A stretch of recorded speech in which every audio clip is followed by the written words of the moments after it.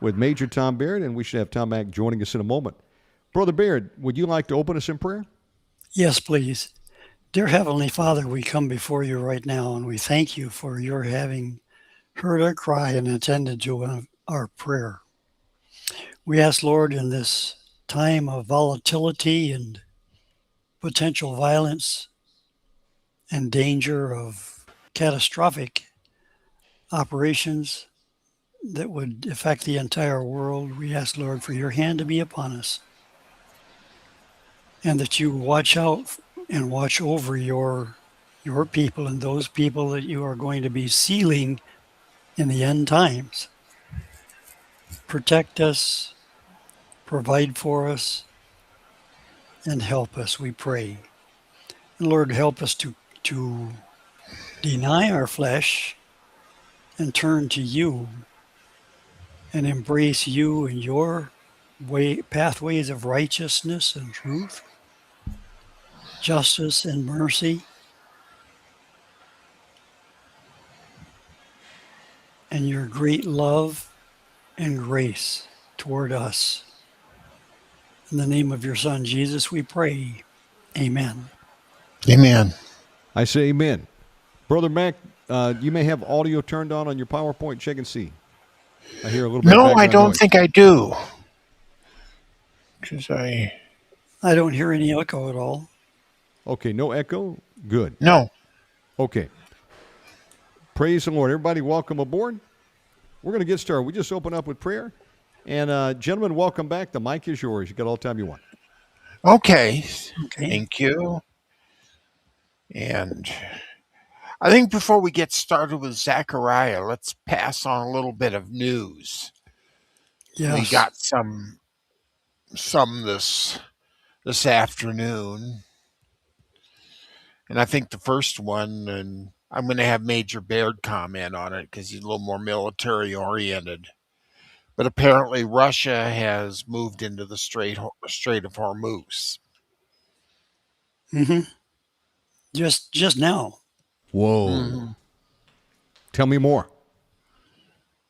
Well, Russia sent out 3 cruisers or 3 ships, 2 cruisers and a corvette. I don't know what the difference is. I just know they're ships. I'm an infantry guy. I don't know those things.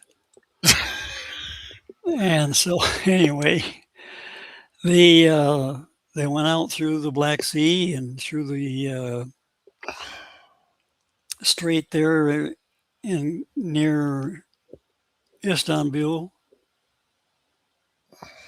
and then into the Mediterranean through the Suez Canal over into the Indian Ocean, and have just now entered in our patrolling actively right now in the southern end of the 14-mile wide restricted area, or constricted, I shouldn't say restricted, constricted area in the Strait of Hormuz, countering the presence of the U.S. Navy and U.S. military assets that are in the Middle East there. Essentially causing what I would call in a chess move the checkmate of the Queen. The Queen being the military operations of the United States, with Russia now countering that and calling our bluff. I sent a link to that to both you, Tom, and to you, Shannon, both. I get it. But you've been on the air, so I don't know if you've had any chance to review it at all. But it essentially has that same information, and essentially the first battle or first cruiser is a guided missile, naval ship-to-ship missile, and it has about a 500 kiloton, which is about 1,000-pound warhead on it. It's about, I can't remember the name of it, but it's 12,000 pounds. It's 12,000 tons that it displaces. So it's one of the bigger, heavier ships. And in fact, it's probably the heaviest ship in the entire armada of ships there in the Middle East. The second one is an anti-submarine with advanced sonar and torpedoes and all this kind of stuff and depth charges. And then the third one is the Corvette that is armed and carries its precision munitions at the same time as well. And it also, among them, they have the S-300 anti-missile missiles. It's a surface-to-air missile. Yeah, surface-to-air missile. Yep. So Meaning they're ready to go after our planes if they come over. Yep. Yep. Gentlemen, have the Russians made any official statement of their intentions? No. They have simply communicated by action and no words at this point. There's So far. So far. They may have sent a back channel, but we would not know that because those things are secret at this point. And they wouldn't be divulged. We should probably assume the worst, that is their intentions to Well, to they go up can't against this. they can't take on the United States Navy. If they open fire on the United States Navy, there's so much overwhelming firepower and What if they were to say, though, we're here as a mediator, and we're not going to allow Iran to attack your boats, and we want this channel opened up. Now, that'd be great. That would be. But we don't know if that's what they're planning to do or if they're basically going to back up Iran, who may continue to attack, and we dare you to fight back because now we're tag teaming. We're supporting them. That's correct. Yeah. So how do you know what's going to be the next move? Well, they haven't officially aligned with Iran. That's one thing we do know. They haven't officially, but we probably won't get an official mention until tomorrow our time. Mm-hmm. I know it's Monday out in your neck of the woods, but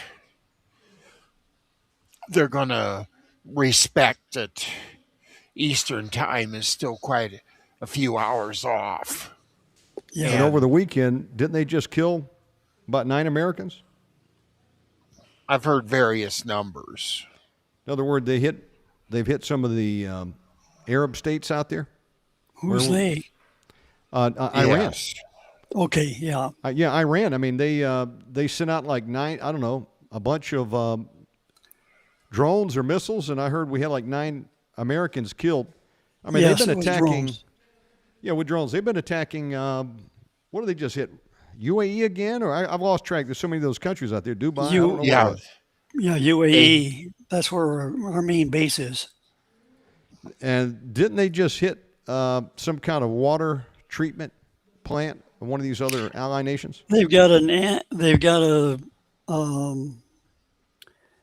anti-saline Desalination plant. desalination plant.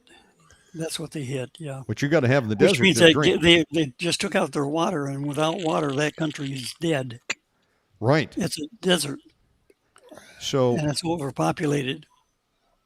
they're definitely engaging in attacks against Yes. us and our friends. Russia shows up on the scene, and so we really don't know. They may indeed be there to back up Iran, and we'll know if Iran keeps attacking. Listen, we're in a terrible situation. Because we're going to have to fight back, and then we're going to know what Russia's there to do. Mm-hmm. Listen, they would be fools to attack us. I mean, that would be World War III right there, wouldn't it? Yeah. Very close, very likely. Yeah. Because when has Russia and America last got into it? But that time, I think, on Trump's first term, he went over there and whacked some of the Russian mercenaries that were over there working under the Z branch. What was that group? They killed their leader. Oh yeah. Mm-hmm. The mercenaries, we sent over a barrage of attacks and it wiped out a couple hundred of the Russian troops. I mean, that was the last time I can think of that we've been in a shooting war. That was in Ukraine, yeah. Right? Yeah, Ukraine. But I mean, we've never fought against Russia, have we? Not really. Not really. We sort of got skirmished with them a little bit in World War II. Maybe Afghanistan. Korea was actually China. Directed by, well, no, it was directed by Russia. Russia is a satellite. North Korea is a satellite of Russia, not China. As is Iran, using Hezbollah as their proxies. Of course, Russia's been fighting us, using others and supplying them. Yeah. No question about that. Did you hear a report that satellite imagery picked up a perfect copy of one of our destroyers being built out in the Chinese desert, out in the middle of nowhere? And it's almost like a carbon copy. They're still building it. And the question is, why is China building replicas of some of our fleet? To find their vulnerability spots. Is it using AI to Probably. model that for some kind of new weapon? One guy said it's to telegraph a message that we're coming for you. And they are. Mm-hmm. Has China or Russia ever stood down from their 30-year plans to, attack and destroy America?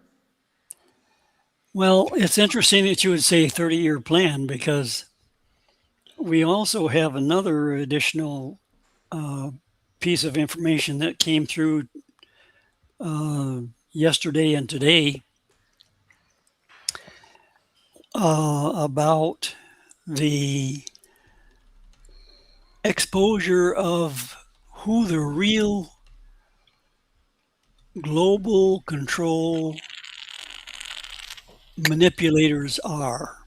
Now, we've been aware of the paperclip exercise, and we've been aware of the SS and the CIA and so on, but those are only the front end of the equation. The back end of it is the bankers and those who are influencing the bankers. So you got the influencers of the influencers helping the actors in their operational deception and control. And that's been going on since 1944 to 1954. Mm-hmm. And that's when it was first set up, and it's continuing. It's never been dismantled. And if anything, has been strengthened. The Federal Reserve is not federal and is not reserve. And it in fact is an arm of being a traitor to the United States and our Constitution, for sure. Well, it was never constitutional to begin with. That's right. There is no provision in our Constitution for a central bank. In fact, it's the opposite. They've got everything worded to exclude the central bank concept. Yeah, and that particular thing has been presented. Oh, what was her name? Her last name is Kay. She's got a book out on the expose that just got published here about a week ago. Yeah. I'll have to track her name down here in a minute. Yeah, and with that, we've got essentially what we've got is we've got a shadow government, which we've already known for quite a while, that is running our nation.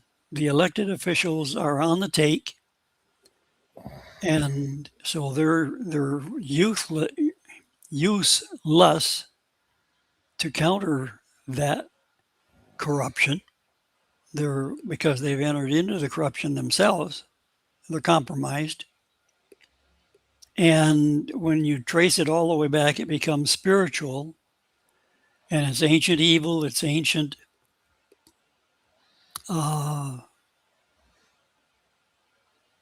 what do we want to call it? I guess ancient evil, for one thing. Mm-hmm. But it's the devil himself and all of his 1/3 of his angels that are influencing the leaders of the world.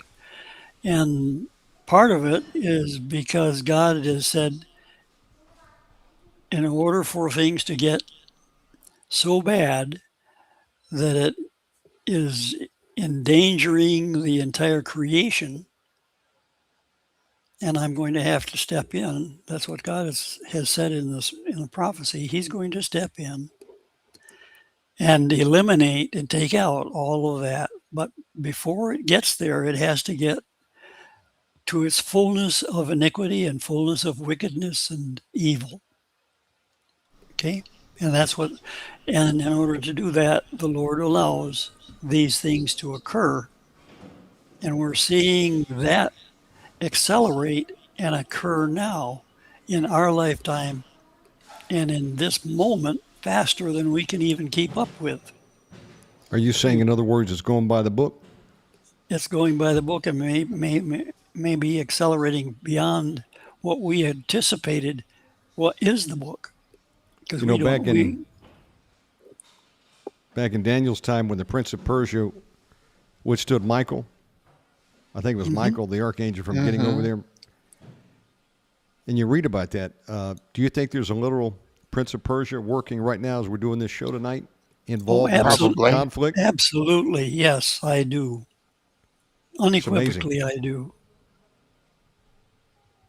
And I have seen more personal demonic attacks occur in my area, my family, my home, and the country that I'm staying in right now than I have ever seen in my life. Personally, even to the point that I've had to cry out multiple times for the Lord to counter the attacks of the enemy, to include beheading 70 demons and sending their heads 100 years away from their bodies. That slowed them down a little bit. Before this program's over, we need to cut some heads off of some demons. Just make a note of that. Keep going. The mic is yours. And so we are in an intense spiritual battle, warfare against evil, good and evil, right now. Mm-hmm. And it's in the heavens, it's going on fiercely, and it's spilling out in the manifestation of the leaders of the world. And the we look at the alignments of the nations and they look strange. Why are they doing this? Why are they that way? Well, there's an agenda that's there. Part of that agenda is Agenda 30. 2030, yeah. Yeah, 2030. And it's alive and well, and it's on track. Even though we think that it's been blunted, derailed a little bit, but it hasn't. No, that's right. See, these guys have a way. They've already thought through all the scenarios. Yeah, they've already realized that they can get stopped one way, but that just means they have to do it another. Yeah, they encounter A, they react with B. B is derailed. They react with C, and until we find a way to really derail that continues, and then D comes along, and E and F and G, and so on, variations. That's the easiest way to explain it. It's a lot more complicated than that, but that's essentially what's happening. You got plan B, A, B, C, D, and E, and F, and G, and however many there may be. And then, of course, there are subsidiaries or subgroups So you've got layer upon layer upon layer of actors occurring along this line right now. And I like to say they are actors because Yes. they have a script and they're following that script. Yes. Because I remember when I And was very young getting put into plays and having to act, and wasn't my favorite thing to do, but yeah, but you see that. Yeah. You And know, in the American Revolution, we didn't fight the British according to the British rules, or we would have been killed. oh, yeah, absolutely. We use Yeah. guerrilla techniques, right? Yes. Guerrilla warfare. yeah, And we sort of went into we used the book of Fabian. Remember the Roman who beat Hannibal? and He realized he couldn't fight Hannibal straight on because the times the Romans tried to fight Hannibal straight on, they lost and lost badly. Very So badly. Fabian stood up and said, "We're going to do guerrilla warfare. We're going to hit them and run, hit them and run, hit them and run." sounds like what the Iranians are doing right now. Well, Yeah. that's all they can do. And for all of our think tanks, we have been caught with our pants down, sending a couple missiles, we're going to do the job. They keep coming and coming with these $6,000 drones. And in this discussion, y'all made me really wonder if Iran and Russia already anticipated what our responses are going to be, and they're playing advanced 4D chess. Back to you. What do you think? Well, whether or not they are, they've precipitated a one-upsman by silently doing what they're doing. They are not operating by bellicose statements or threats. They're simply appearing and saying, we're here and we mean business.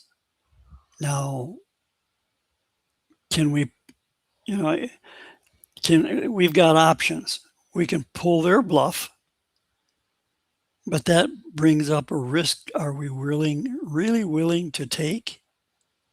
Because if we seek one of theirs, that is, in fact, a direct entrance into World War III. And of course, we've got people in the problem is we've got subterfuge in our own government that wants that. They'd like to do nothing better than to precipitate a false flag saying that it's the Russians that destroyed their own vessel, when in fact it was us. Oh, wow. You mean like a Gulf of Tonkin situation? That's exactly right. Uh-oh.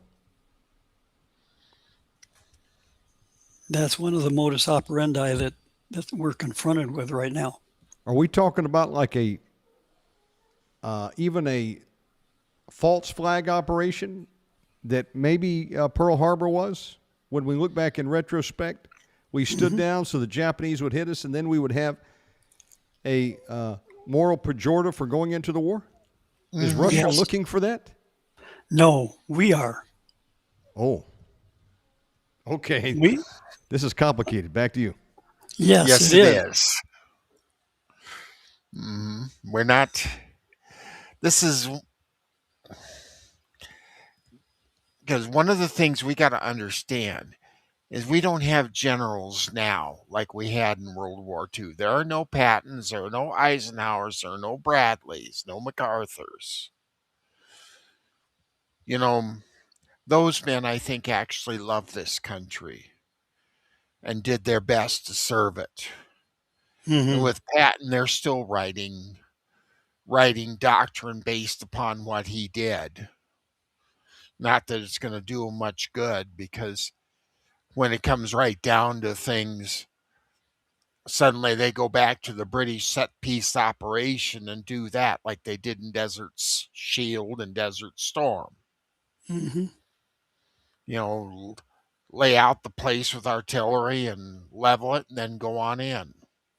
And that works when you're working against a third world country, but it doesn't work when you're doing it against Russia or China, because they come back with overwhelming power to destroy you. Exactly. And they're not going to sit back and let you do it. I've heard numbers as high as they've got 1,000 carriers over there in China. Is that possible? Yes. Would not surprise me at all. Yeah, their industry is what we used to have in World War II. We know England's got like one sub, if it even works. What do we got out there? Who, England? Well, no, America. We know England has nothing. What about America? We don't have 1,000 carriers, do we? No. Oh gosh, no. Exactly. No. So your point is correct. Years. Ours takes years, 4, 5, 10 years to construct a aircraft carrier. Point well taken. Then China's putting them out at a rate of what? One every 2 weeks? Good grief. That is fast. And they've got some nice looking carriers. Have you seen their curved ramp to help the aircraft get up in the air a little bit faster? Mm-hmm. Well, we started doing that in World War II. I mean, have you seen the Chinese one, though, how curved it is? Yeah, I saw that, and I was saying they stole our idea from World War II, and then we quit doing it. When we got to the Enterprise class carriers, we quit doing it.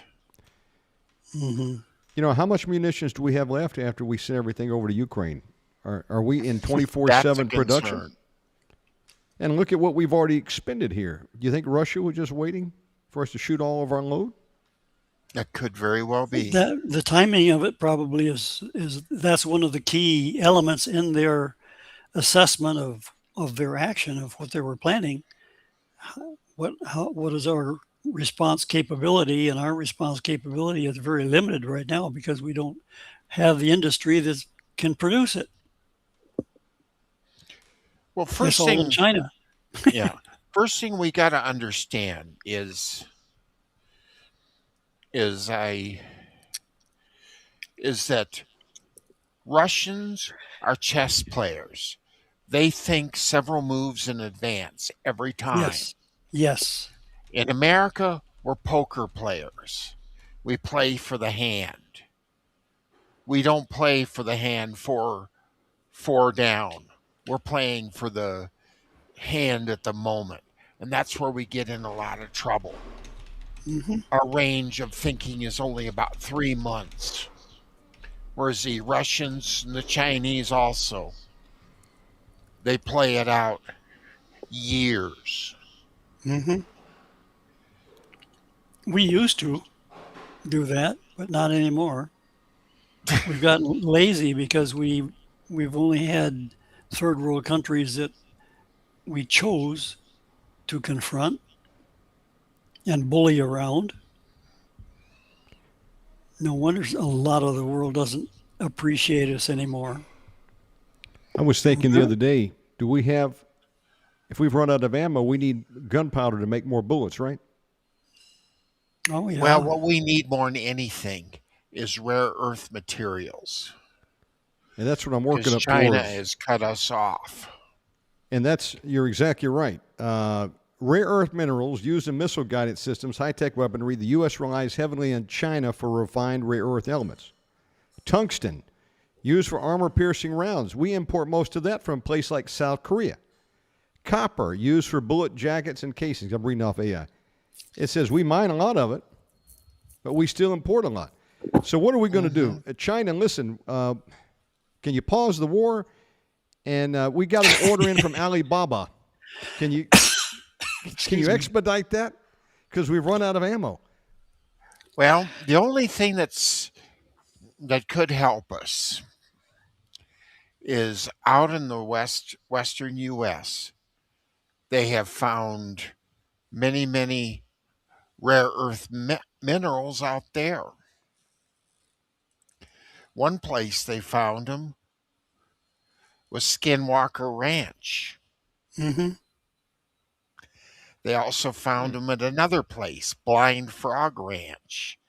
Those are 2 TV shows, by the way, you can watch. I had heard of that one, Blind And Frog. Interesting. yes, basically what they're looking for, and this just sort of came as an accident. They were looking for Montezuma's gold, Mm-hmm. which they think is on that property somewhere, and it may well be. They're sure finding a lot of tunnels in it. But Yeah. but the interesting thing was the owner of it was an old Texas wildcatter. So he knew all about how to drill holes in the ground. And that's what he did. In one of those holes, he found lithium and a few other substances. Mm-hmm. No doubt about it. One of the things that has crossed my mind as we're observing this is the absolutely terrifying evil that is there on that ranch Especially Skinwalker. in the Skinwalkers, and that evil spiritual group are attracted by those rare earth minerals. It could very well be, because the interesting thing, what started all that, is the Navajo and the Ute are traditional enemies. And when one of the tribes drove out another, the tribe that got driven out left them a little present, a little curse. Mm-hmm. And they have broached that subject on the program more than once. Mm-hmm. And so a lot of black magic and human sacrifice over there to transform into the Skinwalkers? Well, it doesn't take human sacrifice necessarily, just wickedness in life. Yeah. Sounds like that place needs to be prayer walked. Well, that's not uncommon among the native Indians and the Eskimos, because up in Alaska, I have encountered stories given to me by the elders of the Athabascan Indians and the elders of the Yupik Eskimos. Yes. And one of the responsibilities of their witch doctors, they call them shamans, is a out-of-body patrol up and down the main rivers like the Kuskokwim and the Yukon that empty out into the Norton Sound area. They would patrol them to guard against a actual human invasion element. The invasion element might be 6 or 7 men, and might be 50, but it's usually a small amount that can come in, and then their main purpose was to kill isolated families and take away their women. And wow, that way they would keep their bloodline diversified. I had heard that anytime you see a totem pole over there, they would have a human sacrifice that they put in a hole. They put a child in there, and then they put in the hole, and then they put the totem on top of it. What do you think? There's a buried child on a lot of those totem poles. I've heard that rumor, but I've never had it verified. But definitely these native tribes did a lot of witchcraft. No question about that. And cursed land. But it says the U.S. heavily relies on foreign countries for several critical minerals. Example, U.S. relies on imports for up to 85% of its antimony, vital material needed for making armor-piercing bullets and explosives, and does not currently produce certain traditional propellants domestically. So getting back to the subject of war, what are we going to do if we can't rearm some of these things because we need somebody to sell us the raw material? Is Russia taking that into account as we're expending our archives? I mean, Trump keeps saying we're the strongest military ever. Oh, yeah. Their military has that into account for sure. I've heard they're running 24/7. They're really not stupid. Yeah, they're very astute. They've got 24/7 shifts making munitions in Russia. Are we doing the same? How many plants do we even have that make ammo? I thought we only had 2 or 3 a few years ago. One of them burned down or something. Yep. I'm not sure why Elon Musk doesn't get involved in this. I think he ought to have a steel plant. He ought to get into making munitions and maybe start up a new airline because they all seem to be biting the dust in America. What do you think? Well, they're trying to do, what is it called? Socially accepted conduct, which is absolute wickedness. Or they use the term out here, woke. Yeah, woke wickedness. Because what we have in our lifetimes, we have gone from a conservative practicing Christian nation to one that is spurning and mocking God and provoking him. What do you think the Supreme Court of the land did to God when they ruled that homosexual marriage was acceptable?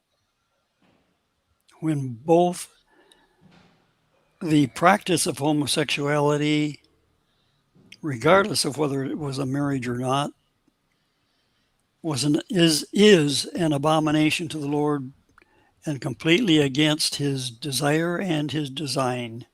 And we have embraced that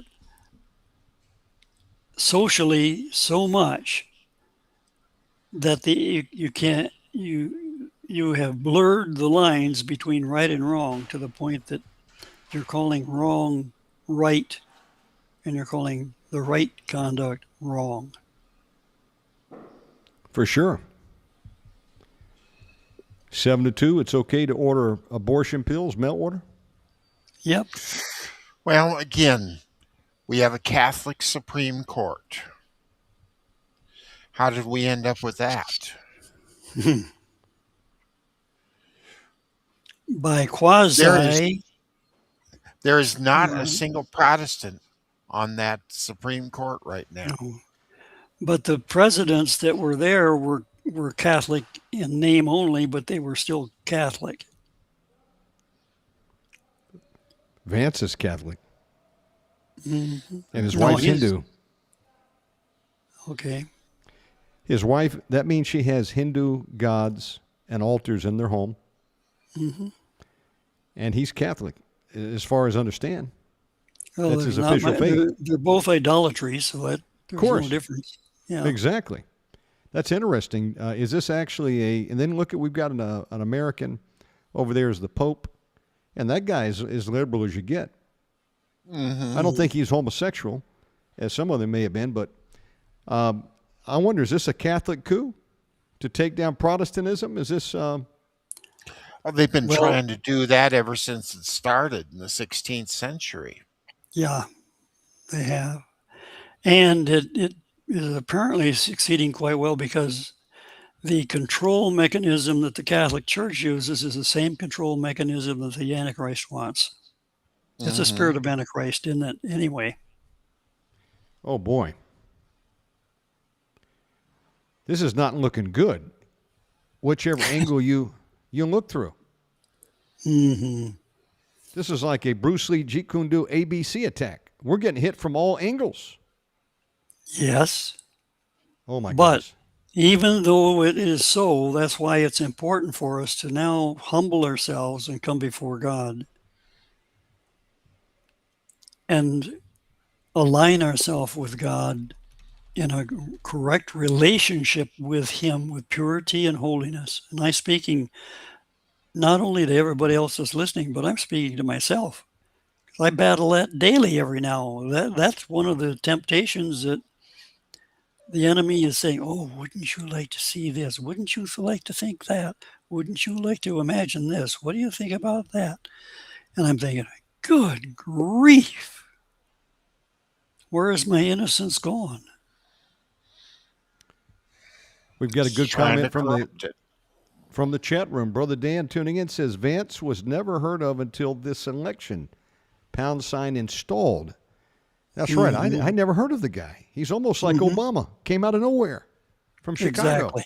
Yep. Well, he came out of Ohio. He was a senator in Ohio for 2 years. Trump picks him for vice president. Vance? Yeah, but when was he on our radar prior to that? I mean, I would have to He agree. wasn't. No, he wasn't. Installed. Isn't it interesting? Again, Catholic Pope from America. And he's now suggesting that Vance and Erica Kirk will be on the next ticket. I hope not. I still believe Charlie Kirk was taken out by an exploding road mic. I don't think a 30-06. Well, Brother Baird, you were in combat. If you got shot in the neck with a 30-06, would you have your head still on? Not to mention there's no exit wound. And what about his shirt? It depends upon the makeup of the round. If it's a normal NATO approved round with a heavy metal jacket, it's just going to go right straight through, and it's not going to tumble. It's just the mass of the round, the bullet, is going to have it punch through, and that's it. And it will go out the back of your neck, right, with a big hole. With a lot of blood.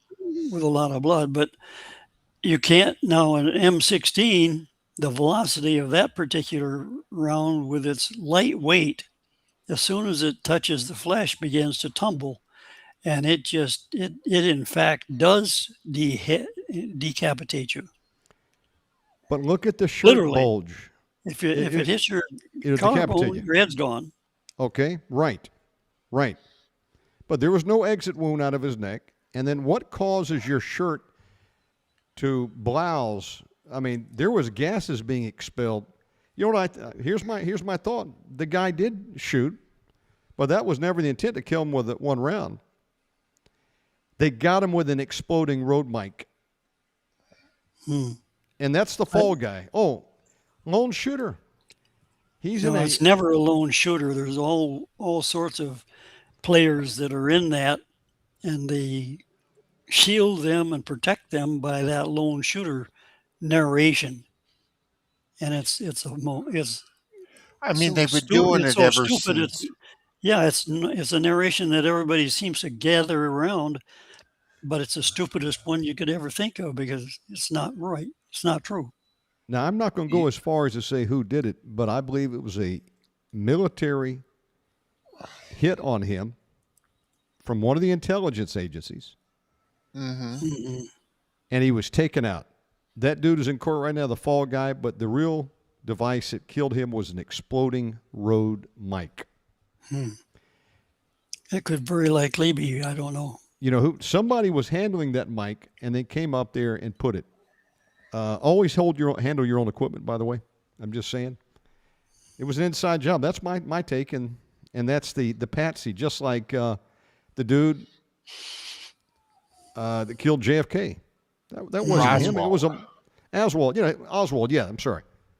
That was a mafia hit. Mm-hmm. He was shot by multiple shooters. There was one guy over there in the sewage drain. Yep. There was one guy in the sewage drain. There's another guy back behind the fence on the grassy knoll. Yep. Two guys in the. There's one guy in the Texas Book Depository. We know who he is, Malcolm Wallace. Yeah, there was And another then guy on the bridge. Yeah, okay, that was the bums that yes. shot over the tree line and then they hit out in the cargo container. Once again, one of our listeners out there, Dan says, and note with Charlie Kirk, they destroyed the crime scene immediately after and destroyed evidence. Move along, nothing to see. That's a good point, Dan, because what was this construction crew doing about the next day out there on this crime scene? Where is the footage that was in the security cameras? One of the guys said he saw a guy go up there and grab it. Now, I don't know if that ever came out or not, but, yeah, what are you touching the crime scene? Don't you always put police tape out there? You always do, if it's legitimate. But if it's a cover-up, you don't have it. Almost sounds like Clinton bulldozing the site over there of the Oklahoma City bombing. Yeah, and also in Waco. They bulldozed it and shipped the dirt over to And what China. they did in 9/11. Right? They shipped all the evidence out. Yep. Dude, I'm going to tell you, my sons have asked me to get them an RC aircraft, one of these RC planes. And we've been talking about it. You can buy these little remote control helicopters. So they're watching YouTube the other day, and I'm watching these professional RC pilots, and they've got these big mock-ups of any aircraft you want. I mean, they've got some big ones. Huge jumbo jets. Fly with the little, the little controls that you hold in your hand, just like a drone. Yeah, with a joystick. You get those things up there, I mean, you would swear that's an actual aircraft at distance. They've got military ones. They've got any nation's flag vehicle you want, aircraft. The more I look back at September 11th, the more I'm convinced that either one of those aircrafts were flown by wire or they use a RC aircraft or a drone packed with explosives. No airplane folds into a building and disappears. Okay. Exactly. Let me put my 2 cents in worth it. But let me finish my point, which is simply that they did two things.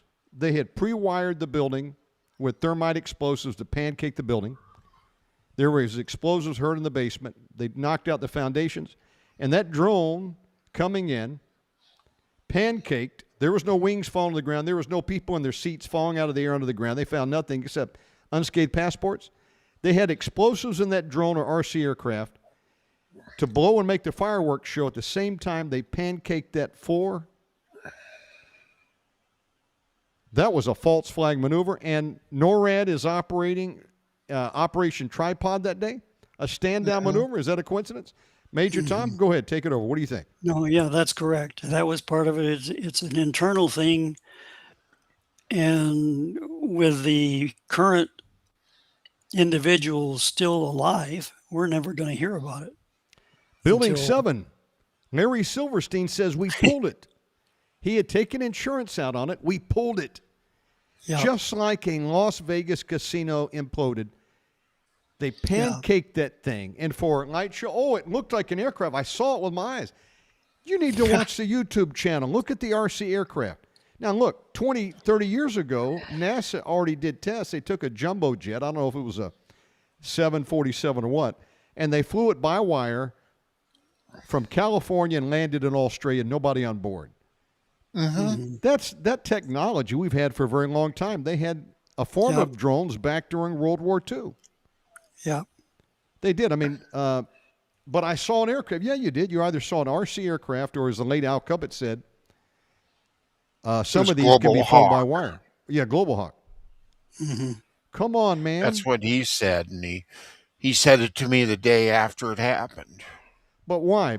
Let me say why. Because right after that happened, no problem passing Patriot Acts 1 and 2, which were on the shelf waiting for the right opportunity. The Taliban had seized the opium production and stopped it. That's probably a billion or $1 trillion cash crop right there, which is fueling black budget operations. We needed to get that back in, and this was a military contractor's wet dream. I remember seeing video footage shortly after it happened, and they were like celebratory. Listen, this is the greatest thing that could happen to us. There's all kinds of money to be made. And how many years were we in that war? 20. 20 years, opium production reinstated. I talked to a guy down here in a bar one time. I was in there getting a burger, and I talked small talk with these Canadians who were down here visiting Bali. What do you do? And he said, my friend really don't want to talk about it. I said, what do you mean? He was in the military. He was deployed. And finally, I got the guy to open up. I said, what did you see over there? He said, I saw us doing some crap, which I still don't understand why I was even over there for. We were basically escorting drugs. Mm-hmm. I mean, opium's back. We've got the impetus now to get the American public to support a 20-year war and to give up their freedoms. Just give us peace and safety. We'll give up our freedoms. Patriot Acts 1 and 2 are passed. False flag. NORAD had people standing down. I mean, loose change does a pretty good job of laying it out. The only problem is what happened to those people that got on the plane. Poor people, I don't know what happened to them. But you're not going to tell me that an aircraft can fly right into the World Trade Center and just disappear. Not with an amateur, and to fly with an amateur pilot, you can't do that. Even a precision pilot going at that airspeed cannot counter the turbulence of the air to make sure that he's precisely on that particular path. That's a great, difficult feat. A month or two back, there was, I forget where it was, I saw on the news, there was a private plane that flew right into a skyscraper. And they had some smoke coming out from the office building, and part of the fuselage was there, and the other fell down to the ground. Look, in the late 40s, early 50s, we had an aircraft. It was a B-24. It went right into the Empire State Building? Yes, it was. I'm sorry, B-25, yeah. Right, flew right into the Empire State Building. I was old enough that I could actually remember the pictures on the newspaper. Are you going to tell me that a jumbo jet just punches a hole, goes right in, it disappears, there's no fuselage falling to the ground, there's no people in their seats found? They didn't find nothing, but they found some unscathed passports so we can identify. This is the greatest false flag we've had since Pearl Harbor or the Gulf of Tonkin. Yep. I love America. I'm an American patriot. My grandfather served and retired with the Air Force. My dad was called up during Vietnam. I had an opportunity to work for a Warrant Officer Division among some of the greatest men and women aviators of all time. One of my friends, tuning in tonight, an Apache helicopter pilot, served our country. But we've got some people in the intelligence communities, in the deep state, in the shadow government, as Al Cubbett used to call it, that has even come out in the last few days in Trump's speech. They mention the shadow government in some of these declassified CI files. They don't care about you and I. They don't care about sacrificing mail clerks, secretaries. Everybody else didn't come into that day to work. What do they know that the mail clerks and the secretaries didn't know? What about the put options? Again, what happened to Building 7? They pulled it, for goodness sakes. And there's nothing to see here? Nothing to see here on Epstein Island? Nothing to see here? Exactly. Well, I got news for them. There's a all-seeing eye called God, and he sees everything, and you cannot get past him. So if we don't get them here, they're caught on the other side. Okay, here's a statement from an actual pilot, military aviator. He says an airline, and I know you're a pilot, Brother Baird, so I know you'll appreciate this. An airliner did not hit the 5-sided building. There was an 8-foot diameter hole in the building that penetrated all 5 rings and that C-130 that was seen circling overhead immediately after it was hit. Forget about the security systems being disabled 2 to 3 weeks before the attacks on the towers. Landing gear, titanium, hardened steel always survives every crash. Lockerbie, Scotland from 30 to 40,000 feet. Landing gear and engines always survive. Nothing found at the Pentagon in the field. No wreckage at all, yeah. And then they had covers over what I think were engines over there. I think they hit the Pentagon either with a missile or some drones. It was a missile. We didn't have drones at the time. Oh, the footage across the street is missing. Yeah, it just punches a hole in it. Listen, they couldn't pass Patriot Acts 1 and 2 without it. Take people back to Oklahoma City. What happened after the bombing of the terrible day? They patched the Digital Wiretap Act. They couldn't get it through Congress. What happened during Waco, ATF? Budget on the chopping block. They could have gotten David Koresh anytime. He used to jog up for ice cream. Why didn't you get me on the street? I mean, listen, I'm sick of this stuff. Going back to Ruby Ridge, I've been around long enough to see this stuff. We've got people that have no problem killing their own citizenry. And these people need to be brought to justice. Not just say, well, we're going to declassify the files. I hope that Trump follows through with it and they prosecute everybody that they can for the election steal. Election steal. On the news. Why did two of the networks not televise that speech? Because they don't want it coming out that we got a couple 100,000 non-U.S. citizens voting. There's dogs that vote. There are dead people voting out there with these mail-in ballots. People double voting. And you know what?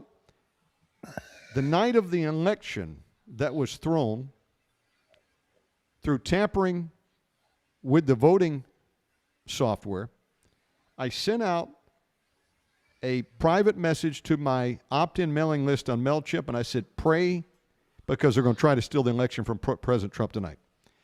And there was a Lieutenant Journal McInerney, which had gotten out on the news. I picked it up and I reposted it. He said, Operation Hammer and Scorecard. They can manipulate the vote through the voting software backdoors. They're doing it. And they can do it in such a way as try to cover their tracks.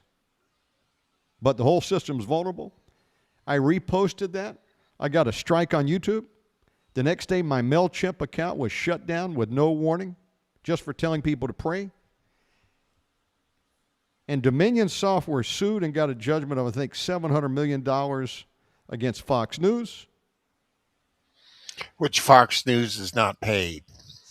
They then turned around and sued the Kraken, which was the attorney, the lady for President Trump, who was telling the truth back then. And then poor Lynn Wood, this super attorney from Georgia, they persecuted, and he ended up having to give up his license.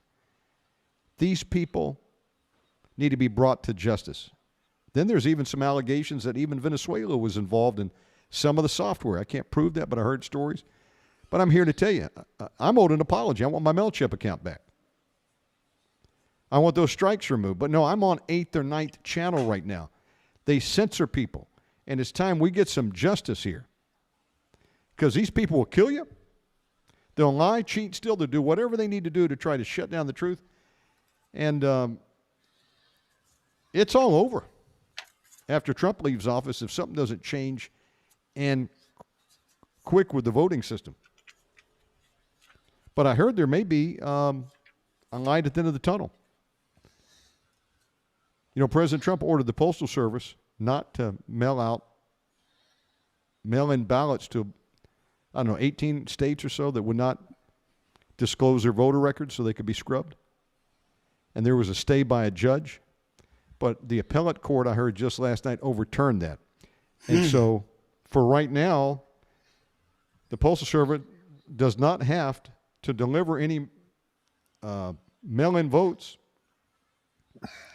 without a list and a barcode for each individual that they can scan, something to that effect. I mean, there's some hope. Maybe this thing can turn around. If not, we're screwed. What's to keep these people from doing it again? False flags seem to be the order of the day. Boy, I really took us off into left field there. I apologize, Greg. We haven't even gotten past the entry screen. I'll tell you what we can do. We'll do it next week. How about that? Let me give it back to you. I've said a lot. What say ye? Listen, God can't be happy with it. No, he's not. What does the scripture say? The enemy comes but to steal. Now I've got a blank. Steal, kill, and destroy. Mm-hmm. And that's exactly what his minions are doing. They're following his bidding just as well as they can do.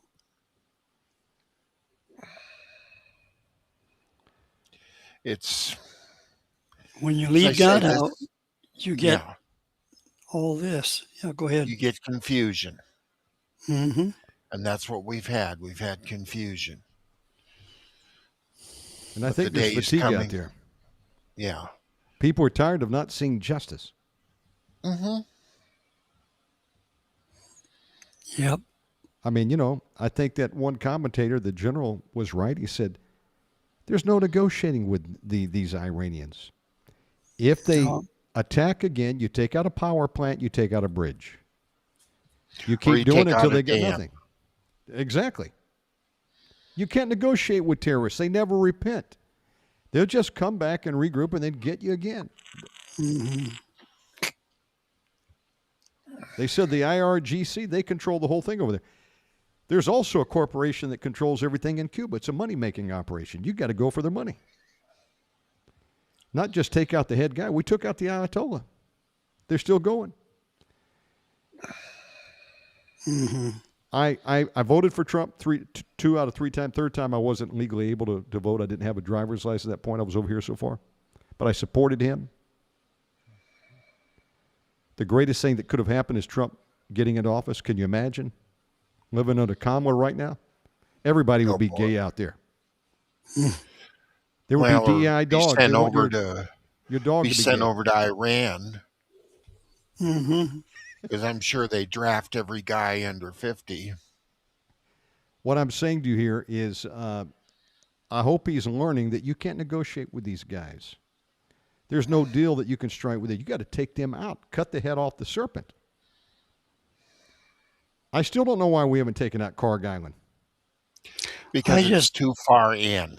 Yeah. It's too far in. And once you got there and took it, you'd be subject to missile barrages, and you couldn't stop one of them. Drop a tactical nuke. All on hypersonic. The reaction and counterattack would be devastating. Tactical nuke. Again, if you start playing the nuclear game, when does it stop? Maybe it's time to start it up. No, it is not time to start it up because we'll be the losers. Russia's got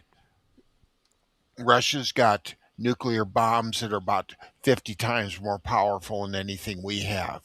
They could lay out about 4 nuclear bombs and level this country. Except that Putin's getting ready to retire, and he's got billions and billions of dollars in the bank, and he has plans to enjoy his retirement. I don't think that he wants to go into World War IV, World War III, whatever we're up to. And I this think whole we're thing, already in World War III.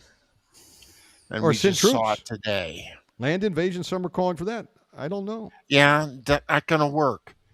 You got to understand, any invading Iran would be the equivalent of a Normandy invasion. And plus, it's a lot harder territory because it's very mountainous. You would not have a very easy time of it. And honestly, the biggest thing we got to do is pull away from that and work on protecting Israel. Because apparently I've been hearing a few disparaging things about the condition of the Israeli army at this point, and that they've been calling for help. Well, in the last week, they've had, or 2 weeks, they've had 3 battalions, a whole brigade, wiped out. Wiped out. Officers and men. 601 I don't know what the exact numbers are because I don't think they're publishing them exactly, but they've lost the entire command structure of those units, and those are elite units that takes years and years of training and training and training to get to that peak. And they walked into an ambush where, because is it the Baca Valley there that's right there at the southern end of Lebanon, is in a cauldron where you've got the high sides of mountain cliffs with tunnel holes in the mountains. They're just like Iwo Jima. And they walked up into that, and they were hit from in front, from the sides, and from behind. And in 20 minutes, they were wiped out. It's because we've been restraining them from doing what they need to do. As one guy said, Israel, do what you need to do and tell us what we need to do to help you, and let them do it. Mm-hmm. You know what I'm saying? Because when you restrain them and you say, you have to absorb the hit, nobody can keep absorbing the hit as long as they have. Or we're not going to supply with weaponry. I mean, look, sadly, we're in a mess right now, but the worst thing we could do would be to pull out of Iran. Then Iran's going to have the resolve and others, enemies of America, that, hey, we beat the world superpower with, guerrilla tactics using these fast boats. And Pete Hegseth up there, what the hell's going on there? I know he's an American patriot. He served in America, but he's not a military strategist. We're in some serious trouble. We need to finish the job over there. To heck with the oil. Well, the trouble is we shouldn't have gotten into this thing in the first place. Well, we had to. We had no choice. Why do I say that? No, we had a choice. No, because we had a choice. Well, listen. What are we? Yeah, we had a choice not to help the largest underground Christian church in the world. That's in Iran. These poor people for 45 years living under those frickin' Ayatollah maniacs. And we're going to say we're going to turn our back on the Christian church, just like we do in Africa and the Muslims behead Christians, but also for Israel. First of all, Iran has been continuously for 45 years threatening Israel, threatening America. Mm-hmm. They have been attacking Israel relentless through Hezbollah, their proxy, and Hamas. No, and we're telling Israel to have restraint, give up Gaza. They're in a problem now because America forced them to give up Gaza in 2005. Gaza was given to the Jews in Joshua 15:47. That was a big mistake, number one, and they're paying for it now. Within 4 years of surrendering Gaza, look what happened. Hamas moves in there, and all the money sent over there, they were building underground tunnels and missiles, and they've been firing relentlessly at America. At Israel. Israel should be able to protect itself. And who's going to stand I have in the no gap? problem with that as long as they're doing military things. Who's going to stand in the gap for the underground church? And they killed more people than just about died in Vietnam in 2 weeks over there. Murdered 30,000 of their own people, shooting them right in the heads. They're doing executions right now. Should we let that go on? But the problem we got 500,000 military and police over there, the Persians that are ruling the other 49% of the country. I don't know how you stop a force of 500,000. Yeah. Well, that's just it. You're walking in there, and you're going to need at least 2 million man army. We can't raise it in this country. Or actually 15 million men. Good, great. You mean for a land invasion? Yes. We got to stop thinking we're the world's policemen, and that we have to do God's job for Him. Let our Heavenly Father deal with these people for a change. Well, that clearly wasn't their motivation going in there. They didn't care anything about the Christians. I didn't even know this existed until recently. But now that I'm made known of it, then I say we got to help those people. Holding up the signs, Trump, help us. Or we just say, not our problem, and let our brothers and sisters in Christ die over there? If there was ever a holy war, they shouldn't be calling on. Yeah, they shouldn't be calling on Trump. They should be calling on their Heavenly Father.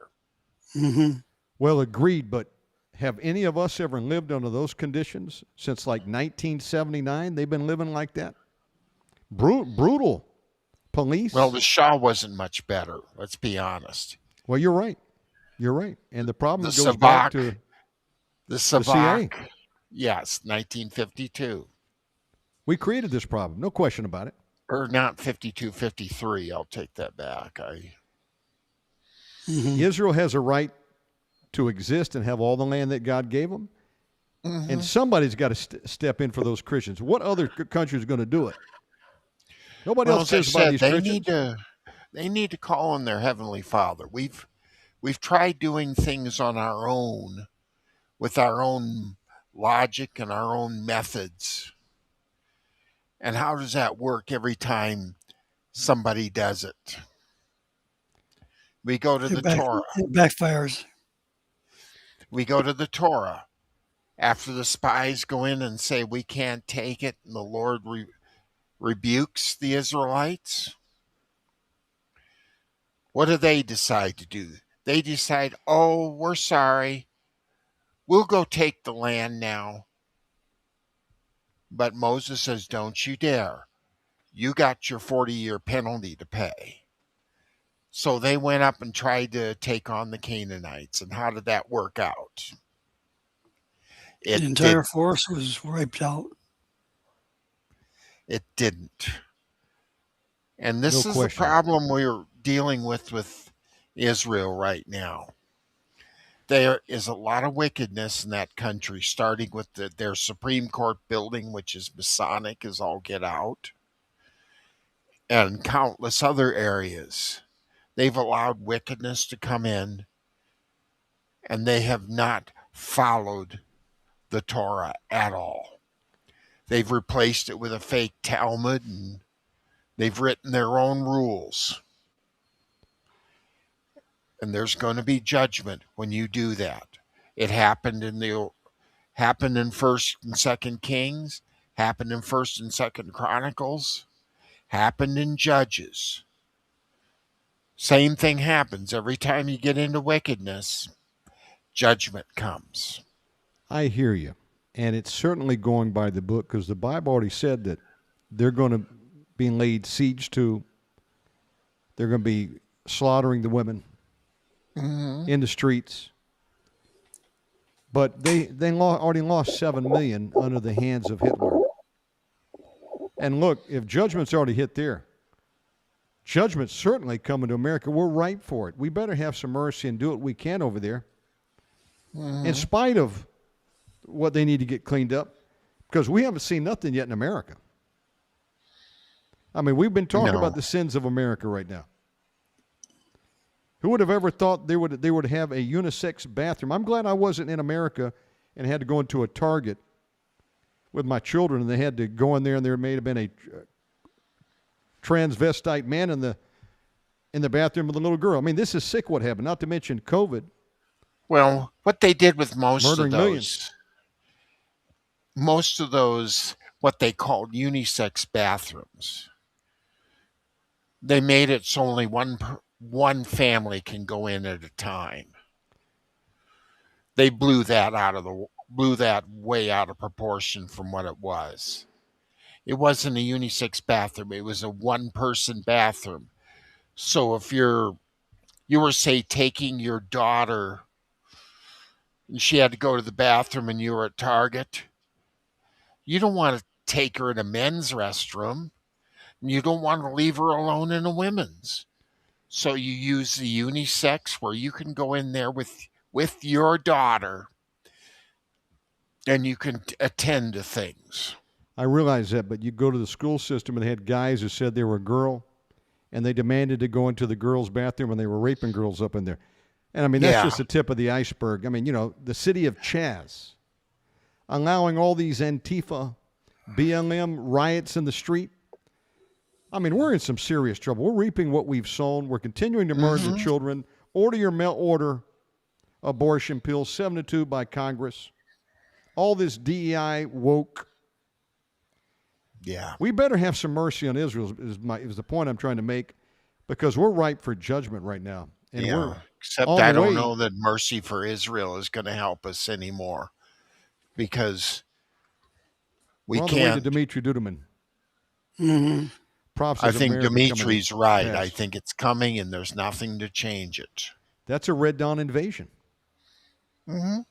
Nicaragua, Cuba, Mexico, Central America coming up the southern border, Red Dawn invasion, Russia attacking. We haven't seen nothing yet. Mm-mm. I think there's also a massive earthquake still coming. Some have said there will be an earthquake. Well, you also got A. Allen and his vision of New York City. Mm-hmm. And that's on both of our websites. Jonathan Hansen said, whatever the body count was at the World Trade Center bombing, God showed him it'll be 1,000 times that next time. So there was 3,000 they said died at September 11th there. He said next time 3 million. Mm-hmm. All the buildings will be burning. David Wilkerson saw it in the vision. Mm-hmm. Yes, he did. Dimitri Duduman said you're going to see California, Florida, New York State, and Las Vegas destroyed by fire in one day. Mm-hmm. We're in some serious trouble. I don't want it to come. But at the rate we're going, we just keep compounding our troubles.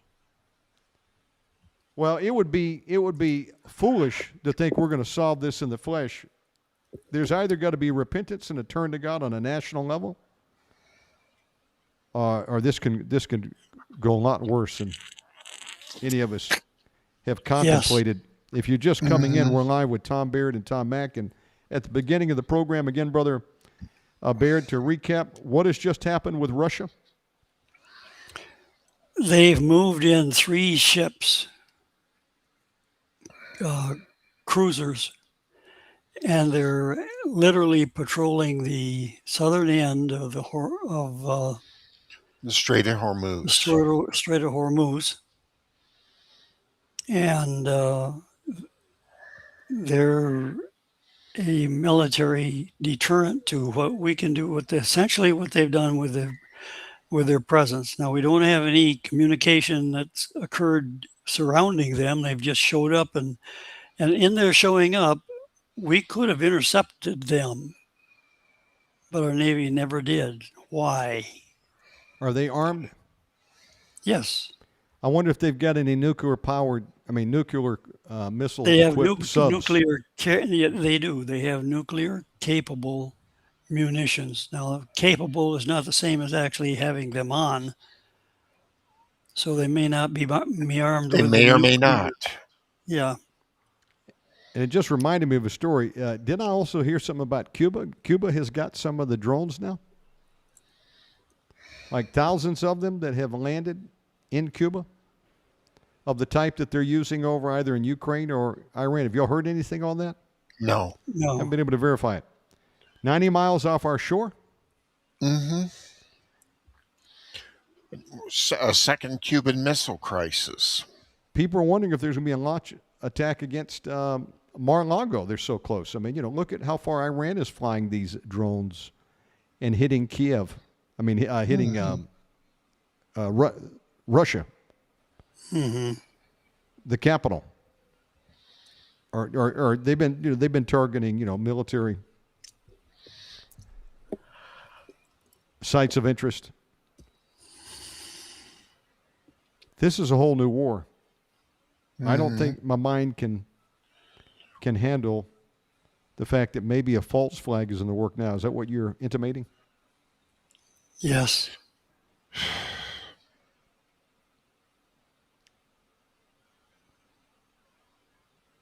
It makes you wonder what Eisenhower was saying in his time. Beware of the military-industrial complex. Clearly, there's people that want us to remain at war. Now, we need to defend ourselves. We need to be able to act and act decisively when it's time to act. But I don't want anybody creating a false flag just to put us in another 20-year war. Now, I don't think anybody wants that. But was that why Charlie Kirk was taken out? Because he wanted to see an end to the war? Mm-hmm. He's got the ear of the youth. It's like Trump. Barron said, Dad, you better get on some of these podcasts. It's going to be the youth that can help you win the election. So we did the podcast, right? Yes, he did. We've got it. We've everything got from Joe Rogan on down. we've got youth out there that you're going to need them in the vote. And people looked up to Charlie Kirk. But if he doesn't go with the direction we want to go, perpetual war, let's take him out. Again, he was taken out. I don't think he'll be the last. No. We're in some serious trouble right now. I'm not privy to anything top secret. I'm just like everybody else, just watching the news and getting bits and pieces here and there. We don't know what we don't know. Well, and one of the things we've had to start doing is watching reports from other countries, because we're not getting the truth from our own media. Mm-hmm. And when we think we're going to get justice, there is no justice to be found. Mm-hmm. Only that Ghislaine Mack went to jail. Why hasn't anybody else went to jail? And I don't even know if she's in jail, really. I've been hearing stories that there's a double.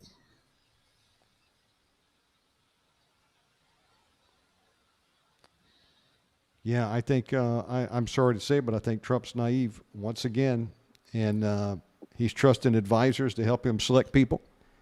And not as bad as last time, where just about everybody that he selected betrayed him, including the VP. But I don't like these guys and gals that he invited to the White House. What's the name of the operation? I forget the name of it. Dealing with the AI. And we're going to embolden them to build all these super centers all around the nation to collect information on you and I. Data centers, yeah. Yeah, the AI super centers. Who is the guy? Oh, man, my brain is drawing a The blank Palantir guy. Well, the Palantir dude, he's in Argentina right now, I believe. He's the one that was holding the workshops on looking for the Antichrist, right? I'm talking about the other dude. He's gay. Are you talking Noah Harari? Well, no, Noah Harari. Well, is he gay too? Yes. Oh my goodness, what the heck's going on? He's the worst one. I got him confused with George Soros' son. He married Almadine, who is the lesbian lover of Hillary Clinton. No, I'm talking about the other guy, the Chat GPT, Sam Altman. No, wait. Yeah. Sam Altman, that's him. Not Sam Bankman-Fried, the crypto dude. No, that's Sam Altman. That was a Democrat operation that went bad. He takes it up the butthole. And that's the guy who was welcomed into the White House along with Oracle, Larry something. And Trump's like, this is the best thing since sliced bread. Of course it is for him. Because he's making a lot of money off it. His family's making a lot of money off of it. Agentic AI, Chat GPT, Palantir. Listen, they're going to turn the AI against us just like the flock cameras right now. Yeah. Are you going to tell me that they're building all these data supercenters just so you and I can make better animated shorts for YouTube? No. Most of these data centers, first thing that's a big problem with them is they chew up all the water because they run their processors so hot. This is 24/7 total surveillance society. Yeah. 24/7. Germany. Just like East Germany was before it collapsed in 91. We need to go look at how they did it. That's what's coming here. I'm wondering if Sam Altman's not the Antichrist. No. He doesn't love women? AI is the Antichrist. That's why it's a beast and not a human being.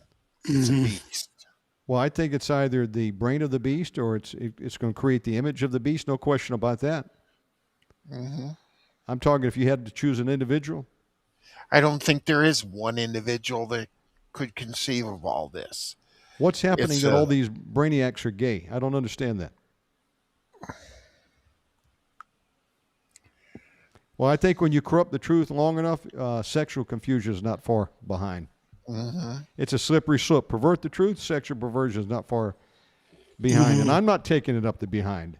And President Trump to welcome these people in. I mean, is he naive? He's a businessman, but we're not dealing with business. We're dealing with spiritual wickedness in heavenly places. Back to your point.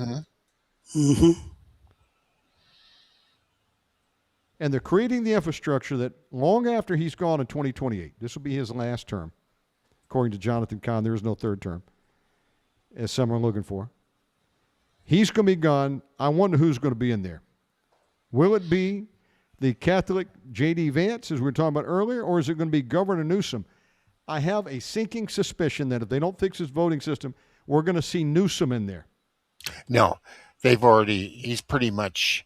already under indictment now. He's in trouble. These people are slippery. Look at his. Well, he's slippery, but he's not going to be slippery enough because he took too much money and put it in his own pocket. Yeah, but have we done anything with this? That's just it. They're going to have to figure out somebody that they can scapegoat so they can. I think the Democrats are going to run somebody just like they did Obama. They're going to find somebody in the wild blue yonder that nobody knows about. Maybe Big Mike? Who ran as VP under in this last election? He's dead too, the governor of Minnesota. No, Tim. What's his name? The governor of Virginia, or the senator from Virginia? No, who just ran in the last election against Trump? And it was going to be the VP.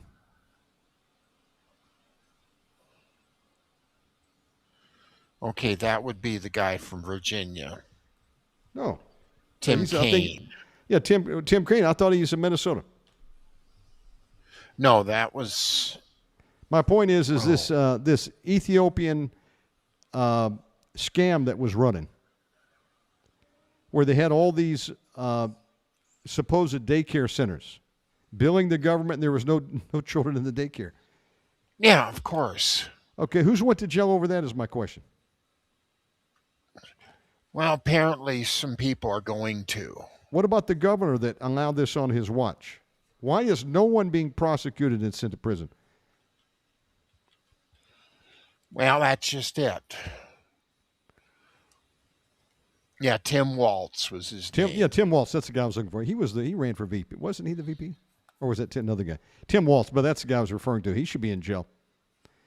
Well, and he's getting there. How is it that Bongino and his boss said there's nothing to see here?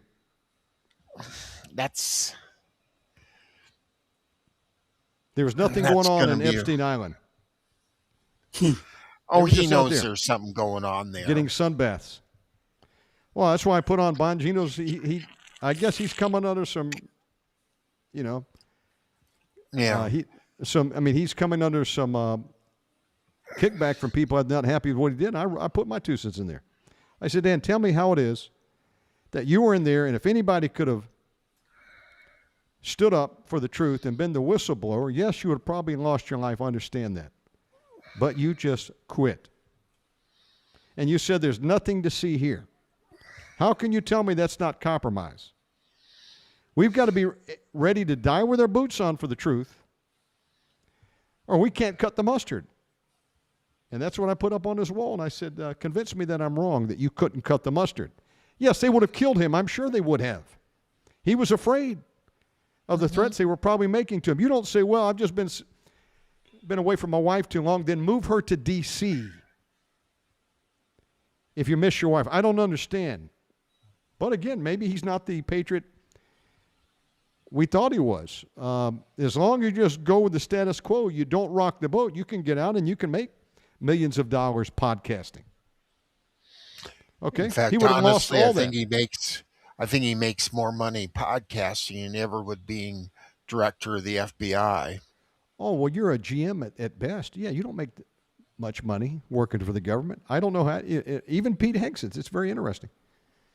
He lost a lot of money leaving Fox News. I'm not saying he's up to no good. I believe he's a Christian patriot. And, hey, maybe you're saying, look, this is a one-in-a-lifetime opportunity. I'm going to go do it, and then I'll get out and write a book. Okay, so be it. But they would have killed Bongino. No question about it if he had come out with the truth. But he said he was for the truth. If we're not willing to die with our boots on, then we're not going to get very far. Brother Baird, you were Nam up against a real enemy, the Viet Cong, that wanted you dead. I wouldn't be surprised that they probably put out a hit on you. Was there a bounty on your head? Yeah, there was. Okay. In fact, I was an escort officer with a inspection team that went from my district headquarters to the village that was on the northern side of the Mekong River. And they couldn't figure out how come it was always so successful that the enemy could not infiltrate that particular village. When they got out there, they found out that it was a village that came en masse from North Vietnam and was totally Catholic. Everybody there was religious, and a Buddhist cannot fake being a Christian. Simple as that. That's why they couldn't ever infiltrate that particular village. Well, in the process, I had to be the United States officer that had to escort the helicopters and make sure that the pilots didn't get attacked or whatever. And so they dropped us, the pilots dropped us off. I had, I don't know, 2-3 colonels and a couple of lieutenant colonels. And myself, and I was a captain at the time. And a helicopter took off, and the reason we used a helicopter is because between our district village and that particular village was a hardcore VC base camp, and we would have to have had thousands of troops to go over there to visit them, and you couldn't afford sparing troops just to go on a visit like that, so we flew over. When the helicopter took off, not more than 3 minutes after they took off, they gave us a radio call and said, "We've just been hit. We are unable to return. We're headed back to the province headquarters to be repaired." And so now we're stuck. We don't have anything to move through that base camp. Fortunately, because we had the river on the one side, on the north side of the village, and then the rest of it was surrounded by jungle, we ended up with one of the villagers who was a merchant. He had an ocean-going sampan, one of these that has a little house on it, and you can live in it, sort of like you do in Hong Kong or China. And so he says, "I have my sampan loaded for market. I'll take you up there and I'll hide you in my cargo, and we'll get through the checkpoint." This is the makings of a movie. You were hiding in the sampan down in the cargo bin? I'll tell you, no, it wasn't a cargo. It was even lower than that. Oh. I ended up, because we were out in the middle of this is the Mekong River at that point in time. I think it was the Cochin River. Yeah, it was the Cochin. That was the north one. And it was more than 15 miles wide. You could only see the tallest 150-foot trees on the other side. You couldn't see the actual shoreline. And so we were out in the middle of the river, where identification would be, even with binoculars, be difficult to do. I'm sitting up on the bow, and I'm just a happy camper. I'm got that forward moving sampan and a breeze, and I'm on the bow, and I'm out of danger, and I don't have to worry about anything. And I'm just, oh, this is beautiful up here. And suddenly, after a blissful period of time, probably an hour and a half or so, to get up to the area of the province town, village, city, And one of the crew members on the family that run the sampan came up behind me and tapped me on the shoulder behind me. I turned around and he says, Dai Wee, follow me. Dai Wee? So, yeah, Dai Wee is Vietnamese for captain. Now, were you in VC black pajamas? No, I was in uniform at that point. And what kind of weaponry were you carrying? M16? M16. Did you have a sidearm as well? No, just M16. Any grenades? No, we're on an escort mission. I'm not going into a combat zone. And what about a combat knife? No, just the bayonet and the M16. Okay. So here we are. I'm lightly armed. And so I'm following him and I'm looking around, and none of the other officers, these are high-level officers, they can't just disappear. But they have disappeared. And I'm thinking, oh, God darn it. These guys are the enemy and they've just sliced these other guys' throats and thrown them overboard. And I'm next. Whoa. And that was a thought that was going through my mind. And then the next thing I know, I'm inside the little house, and they pulled the bags of rice and the straw that was in the cargo bay, pulled it aside, and you've got these pallets that are called dunnage. And underneath the pallets is the keel. And there's about 18 to 24 inches of clearance between the dunnage and the keel. And I'm now laying on the bare wood keel. And they put the dunnage over the top of me, fit it in, and then they pile the rice and I'm actually the straw and the rice then on top of that, over me and over the other officers. They're in there beside me, and I'm the last guy in the lineup next to the door. So I'm the first one to be found if they ever found me. Anyway, so they proceed to keep on going at the same speed and so on. And after we got all hid, and I can tell that they've turned a little bit. I could tell this centrifugal force kind of stuff. A little bit, but I had no idea because I couldn't see outside, couldn't see anything, in fact. And the next thing I'm thinking is, it's really dusty down here, and I'm about to sneeze. And I don't really need to sneeze if we're going to go near the enemy. So each one of us has a bounty on our heads. I don't remember all the bounties, but it was in the thousands of piastres. Piastres are the Vietnamese dollars.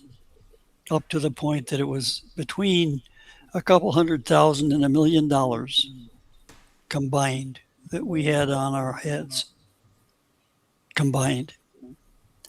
Now, the next thing I sense is we're slowing down. The engine is cut off, and we're coasting, and we're slowing down, and so on. And I know, well, we're going to stop here somewhere. It's probably a VC checkpoint.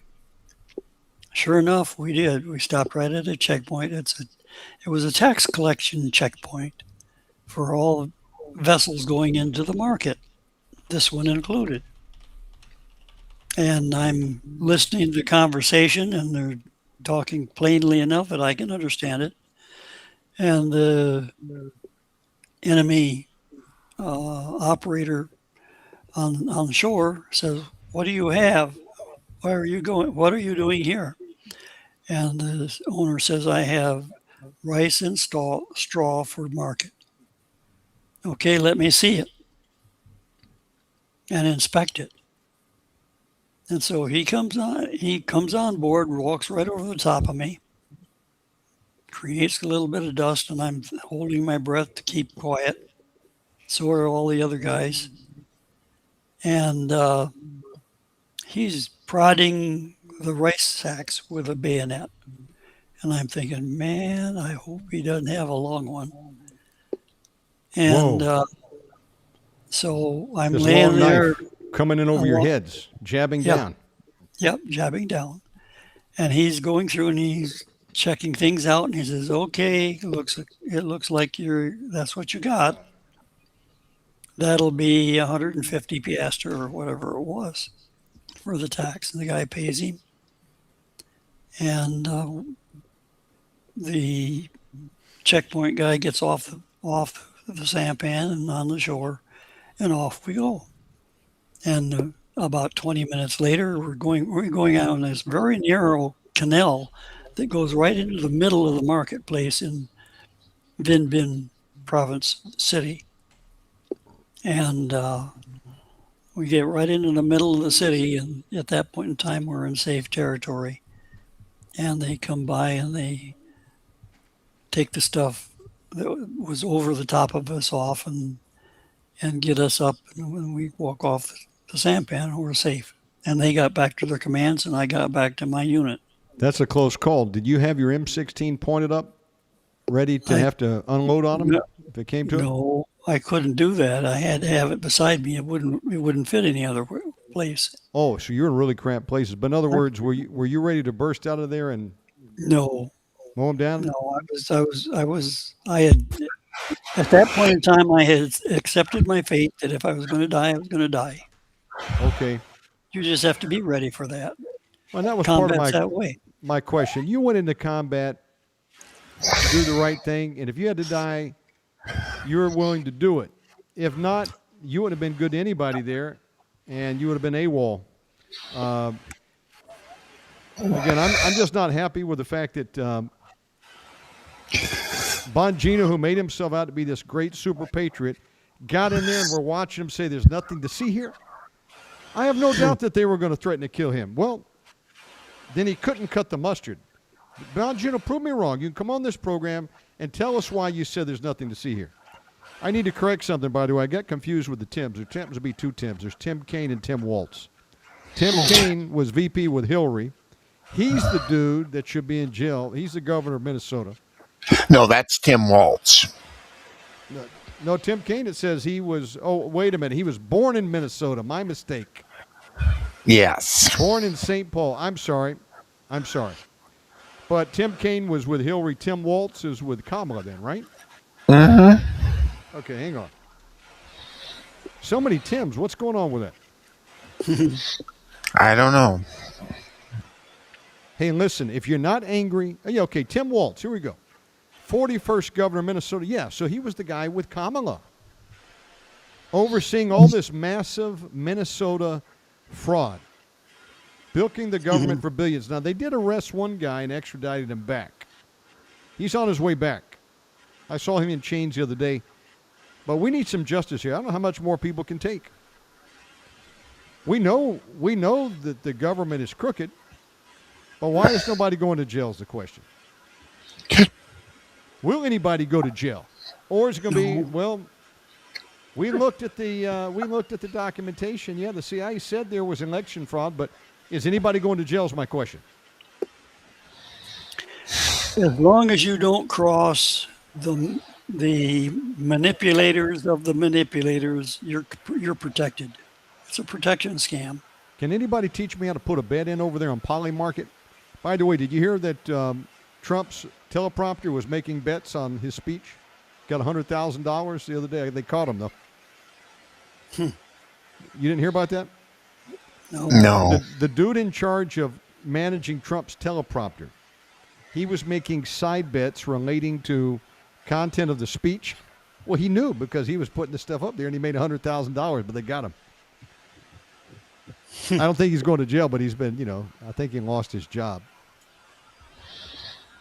Just saying, did you all see the speech, by the way, in closing? Did you see the speech that Trump made the other day that two of the networks wouldn't cover?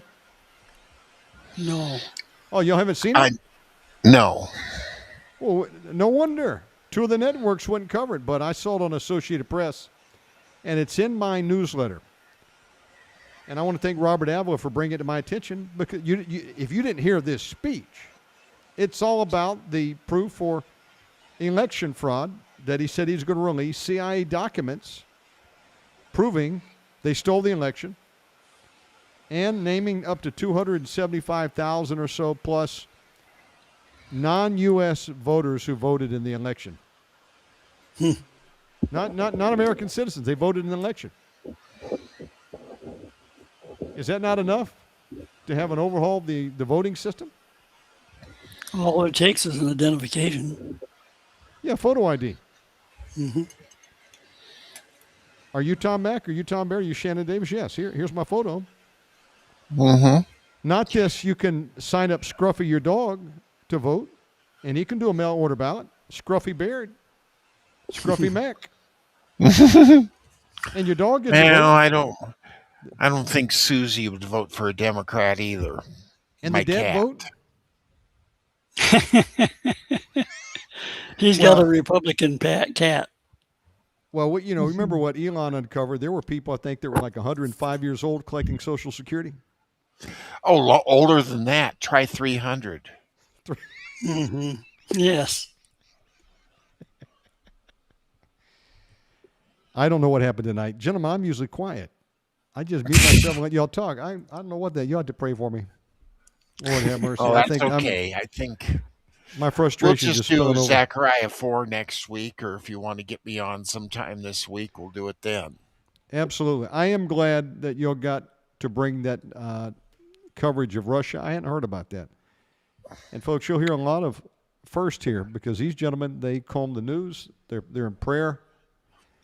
And none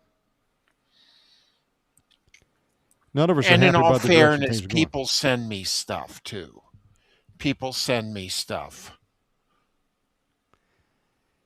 I will say this once again. If two networks blocked the president's 30-minute speech, which they did, and they don't deny, I think it's worth your trouble to watch the video.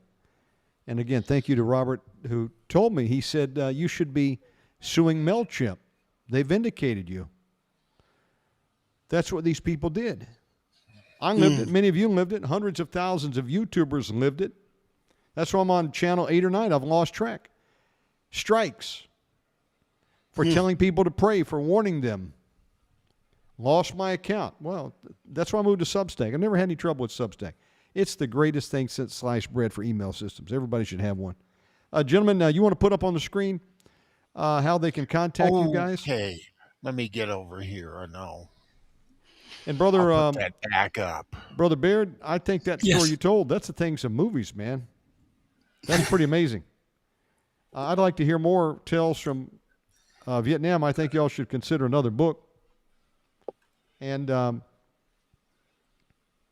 it's not. Well, I did have a unique experience. Not only was I in combat, but it seemed like every time I turned around, the Lord had me involved in things like I befriended the Theravada Buddhist ecclesiastical chief. He was the guy that was in charge of my district, who selected which son would go into the army and which one would go into the Buddhist training program.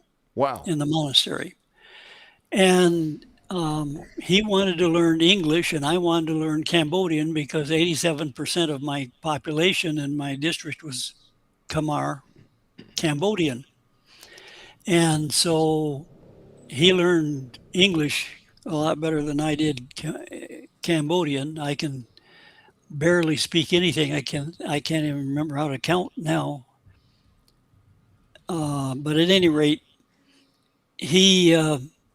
I would meet with him on the days that I was able to, and in the evenings, oftentimes, because his house was just outside, around about a block away from the entrance into my compound, and he was in the village, in the town, the Kaohsiung village. Now, I'm walking by at noontime. I'm over at the headquarters in the operations center, and I'm going over operations and so on, and all the military things I had to do there with my counterpart. Came noontime, and when they're not on operation, they take their normal siesta from about 1 o'clock, or 12, between 12 and 4. And if they eat early, they take their siesta at 12 and continue on until 4 o'clock in the afternoon. So I'm going back to my compound to get a meal, and I have to go right by his front door. And his house, if you ever been in an Oriental village, it's crowded. It's really narrow, not much space between structures. I'm walking past his door. It is ajar, about the width of an arm, in the width of your arm's width, not length, width. So it's about 4 inches to 6 inches open. It's dark. There's no light. So, and there's no sign of movement or anything like that. So I figure, well, he's probably sleeping and I won't bother him. I'll just go on by.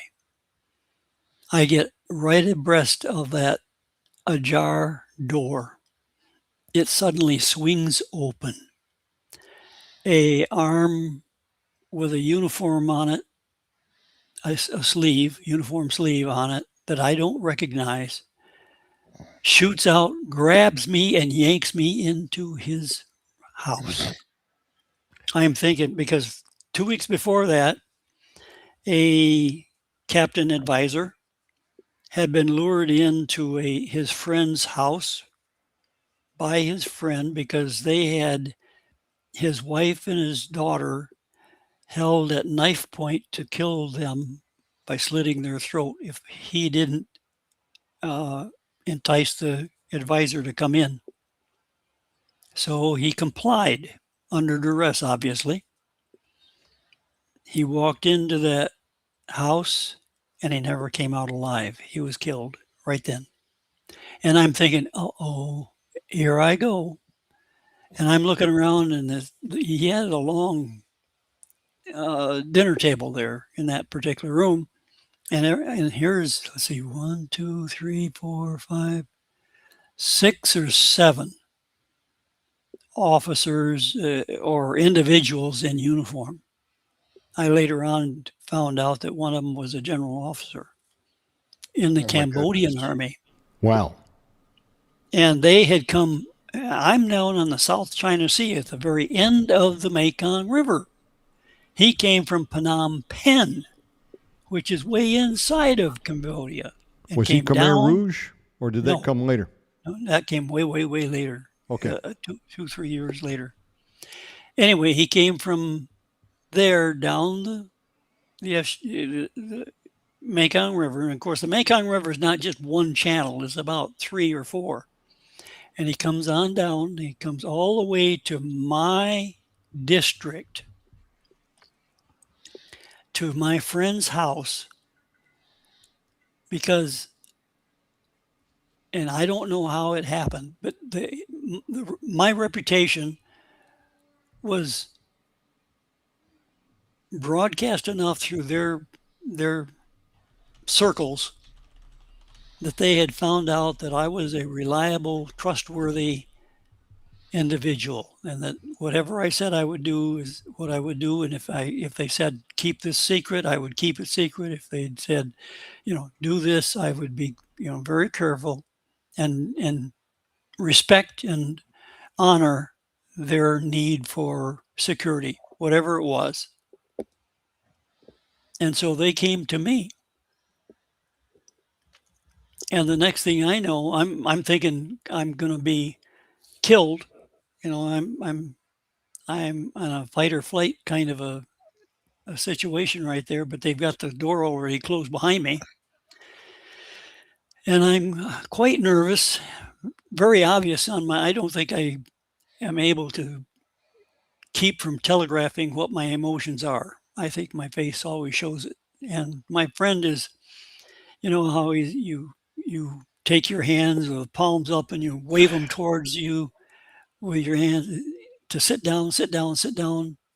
And that's what he was saying. Sit down, sit down, sit down. And I'm thinking, yeah, right. You can sit down. But what about me, once I sit down, I'm doubly hard to counter any kind of attack. That's what I was thinking. But he finally gets me to the point where, all right, I'll go ahead and I resign myself to my imminent death if that's what it's got to be. So I sit down and I find out that they are there from the highest circles of the military, Cambodian military, to ask me to contact the President of the United States. Now I'm just a peon captain. And they want me to contact the President of the United States and ask for artillery shells and of various calibers, how many of them, and aircraft and all the military hardware that they're going to need because they want to conduct a coup against Sihanouk. If you remember who Sihanouk was, he was the dictator of Cambodia at that point in time in '69. And he had just taken off to visit his pals in Beijing, China. And he was gone for a couple of weeks. And during those couple of weeks that he was gone, these guys came down to my place and asking me to get these things, all this equipment and munitions and support from the United States to conduct a coup against him and overthrow the government. Now they want me to do that. I say, I don't know anybody. I don't even know who's. I did know that there was a Cambodian speaking civilian at province headquarters who could speak Cambodian, and he had a Cambodian interpreter as well, but he himself was fluent. And I knew about that. So I said, well, I know this guy, he's a civilian, and he can come down and I'll bring him down. He's got probably contact with somebody that's a lot higher than I am because he's there at province headquarters. And I later found out when he came that he was CIA, actually. Because officially we were never in Cambodia, right? The official record, but that's correct. We went over the fence many times, didn't we? Oh, we did. But at any rate, he then, it took me about 3 weeks to convince them that I can't help you, but this guy can. And then he, of course, along with that, he's communicating back and forth on what he can do and what he can't do, and on and on and on. And they're trying to get their stuff together to send it all the way to the President of the United States. That was their objective. So I then let them go ahead, and about 3 weeks later, Sihanouk still hasn't come back from Beijing. And the other element that these officers were representing conducted a bloodless coup and took over the government of Cambodia. And from that point on, for the next year to, I don't know, maybe 11 to 12, 15 months. I don't know how many months it was because I was gone by that point in time. That particular government survived, and they were Christian. There were several Christians in there that were among those individuals, and they had freedom of religion. They had a revival going on, actually, in the country. In Cambodia? In Cambodia. Wow. And that was just before Pol Pot. What the heck happened that it went the Khmer Rouge came through and took over and murdered them. Every one of them. Were we supporting Pol Pot? I don't remember the history. Oh, okay. No. He was extremely murderous and violent in his conduct of warfare. He gave no Killing quarter. fields. Oh yeah. He was willing to kill anything, and because of that viciousness, all of the all of the army, they'd start out with a small outpost and they'd overrun them and roll them up and slaughter them. And then they'd come on up to the next level and they'd do the same thing there, and the next level and the next level, until there wasn't anybody left. And they came in and took the town, Kill the doctors, kill anyone with degrees. Anybody that wore glasses. Oh man, was killed. Barbaric. Just barbaric. Millions. I think there's how many? I don't know how many. 8 million. Killing field over here in Bali too, but not like that. Years ago, there was a friend of Steve Quayle that he recommended to me, and I started up a conversation email. Supposedly, he was, and I believe the story. He was one of the only that got captured in Cambodia and made it back. His story was he was special forces, and he made a deadly mistake. He lit up a cigarette. Oh. And the enemy was not far away, and they smelled it, and they descended on him, and they grabbed him. Mm-hmm. And he was actually, I guess, over the border, and he had to kill them to get his freedom, but I think not before they raped him. Apparently they took him, and they butt raped him, and he had to do something. It was horrible. Killed them all, and got out of there and told the tale. He was traumatized. Oh, I would imagine. But he said that's what they did to him. They grabbed him and raped him. Mm-mm. And he said, "You don't ever make that mistake I did, lighting up a cigarette." I wanted to ask you. I heard that the Vietnamese, they could tell Americans by their bowel movements. They could smell that you're eating different food than they, and they can look at the shape of your boots. So did you ever eat Vietnamese food and walk around in sandals to camouflage any of your maneuvers? Well, we had a team cook that was Vietnamese, so we had a lot of Vietnamese food. I enjoyed the rice with the clear Nuoc Mam sauce that you pour over it. Now, the Nuoc Mam sauce is made out of fermented fish.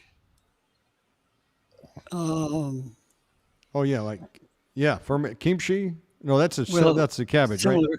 Well, what they do is they take the dead fish and they put them on a rack and let them drip. Oh. And they drip through a cloth, and depending upon the number of cloths that they can pass it through, it starts out brown, and you can get it to a point of almost clear. It smells like the inside of a vagina. Ooh. And it's just putrid. We're transparent in this program. Ooh, that's nasty. But now, did you like it, or were you eating it so you could camouflage your turd? It tastes wonderful. I really liked it.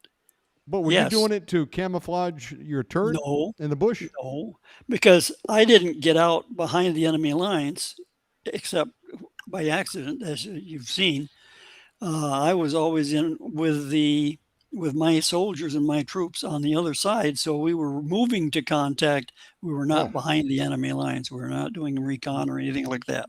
But if you were, would you want to be using, eating the way they eat and wear you'd want to do that if you could stand it, sure. Okay. Brother Mack, you got to tell us something. I know what you did was classified, but were you out there in the bushes, brother, eating Vietnamese food? No. In black pajamas? No.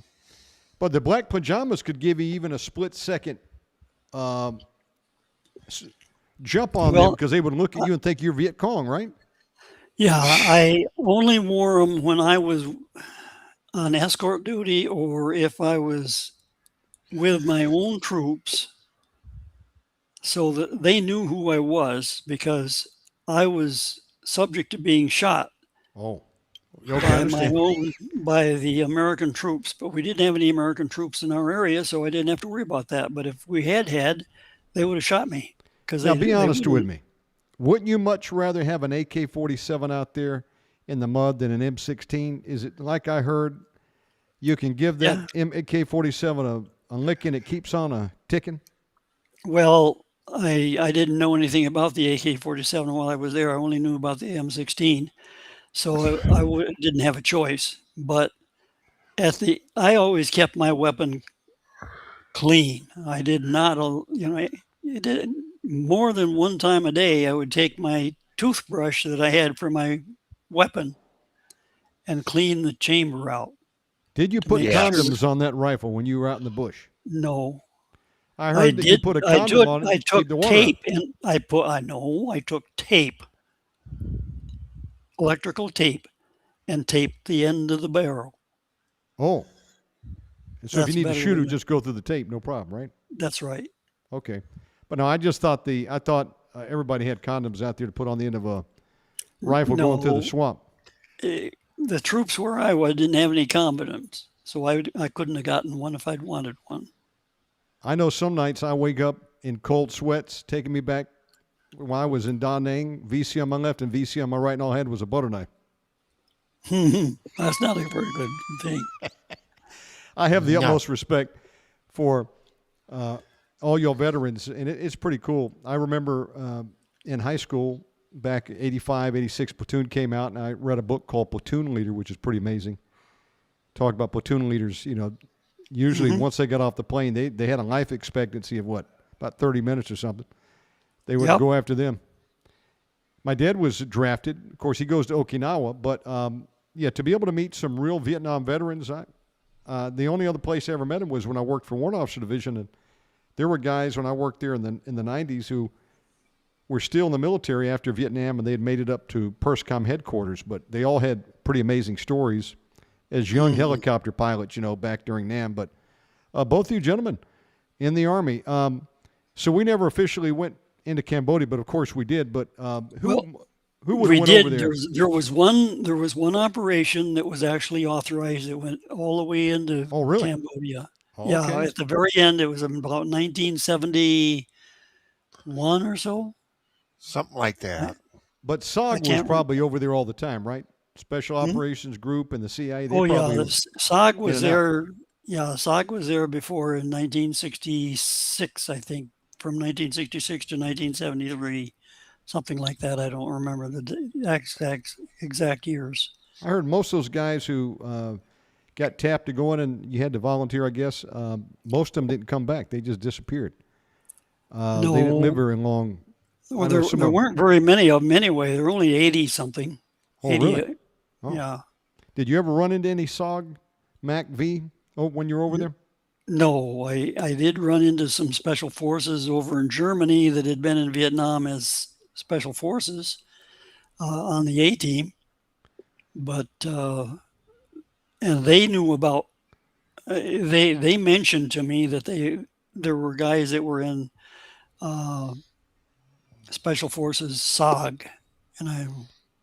Had you ever thought about carrying a sawed-off shotgun over there for close quarters combat? No, because I was not privy to any special weapons. I could only carry the weapon that they issued me. I wasn't anything else. I could carry the first thing that happened when I got there, I was in Khao Kay district. And when I first got in country, they issued me the weapon. Once I got down to province, they issued me the weapon that my soldiers were carrying. That was an M2 carbine. M2 carbine has World War II vintage. Has World War II with a magazine. It's an M1 round put into a magazine. Yes. And my particular M2 carbine had been fired so much that there was hardly any lands and grooves on the barrel. The barrel was shot out. Did you ever shoot it full auto? No, never. I heard they're very hard to control. I never shot a weapon full auto. I always shot it rapid fire single shot. And I can fire rapid fire single shot and place fire down that's accurate enough that everybody that's in front of it's dead. If I put it on automatic, I can't hold it down. That's what I heard. The muzzle rise. It goes. Yeah, you can't I'm control shooting that. holes in the sky.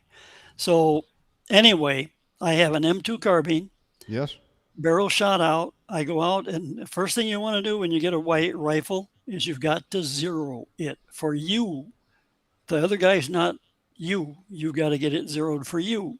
So you've got to at least shoot down 3 rounds. And usually we would use 6 to 9 rounds to make sure that we had it zeroed, so that it was out at 100 yards, and Just that anything at 100 yards would actually be hit as we look through the sights. Just the regular mounted peep sights? You didn't have a scope or anything back then? Just an iron sight. That's all you got. It's an iron sight. And I was able to still get my shot group within the circumference of a quarter at 100 yards. Did they later give you the M16, like an Armalite with a full stock and a hand-carrying rail? Well, that's an interesting story. What happened was, as soon as I got into Cal K, President, what's his name? Nixon? No, it's Johnson. Johnson issued a ceasefire on the B-52 strikes on the Ho Chi Minh Trail. And that was I was in Cal K for about a month, going on regular operations, and we're encountering our local VC with homemade zip guns and wow, junk, just junk. And our M2 carbines, as inaccurate as they were 10 times better than they were. And 30 days after that ceasing of bombing of the Ho Chi Minh Trail, 30 days to the day, every one of the VC ended up with an AK-47.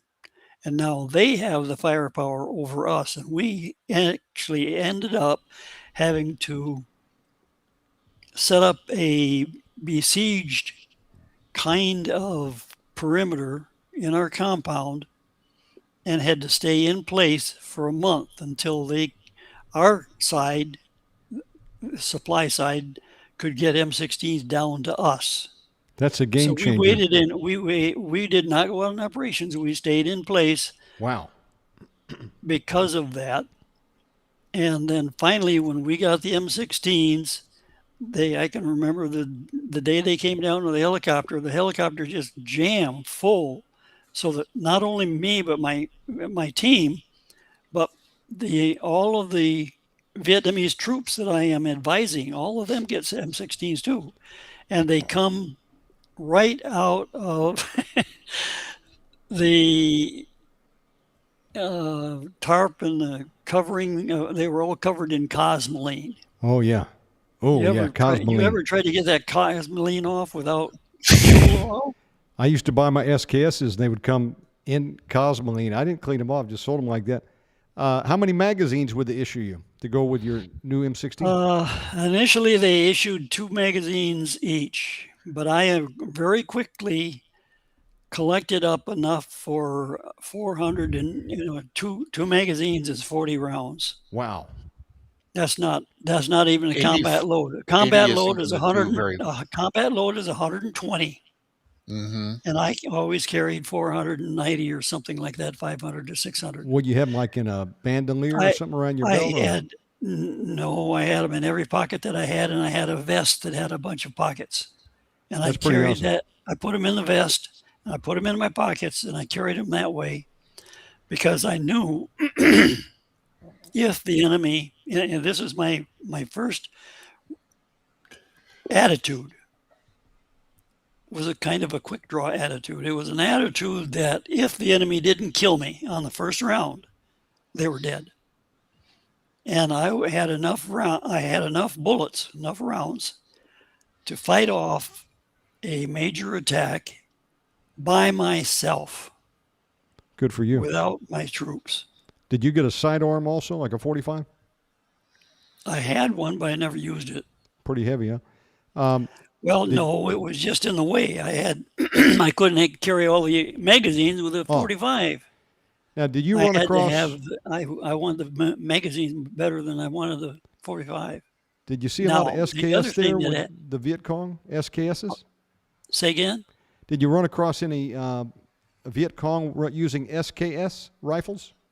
No, not in our area. Our area was very rural and very undeveloped, and at the very end, very, very end of the enemy resupply line. Well, you know what SKS is. I'm talking about They didn't get a lot. the Chinese SKS. It's just a battle rifle like 7.62 times 39. Just a fixed rifle, semi-automatic. Now they may have been full out, I don't know, but you can buy those a lot of times at gun shows. I used to get them for $99. You can get them for $200 or $300 now. You'll see somebody walking around at a gun show. Buy one of those things because Norinco. I mean, they're great. But it's interesting what you said. You know, M2. You know, M1, M2. That's World War II. They were using. Did you see any people with M1 Grands? No, no. They only had M2 carbines. And what's the other one? What's the other? We got Oh, you had the grease 14. gun. Oh, you had grease guns over there? No, you wanted to know what they were. Our army had the grease guns. Vietnamese never did. I heard that even some of Hitler's Nazi weapons made it over into the hands of some of those guys in Vietnam.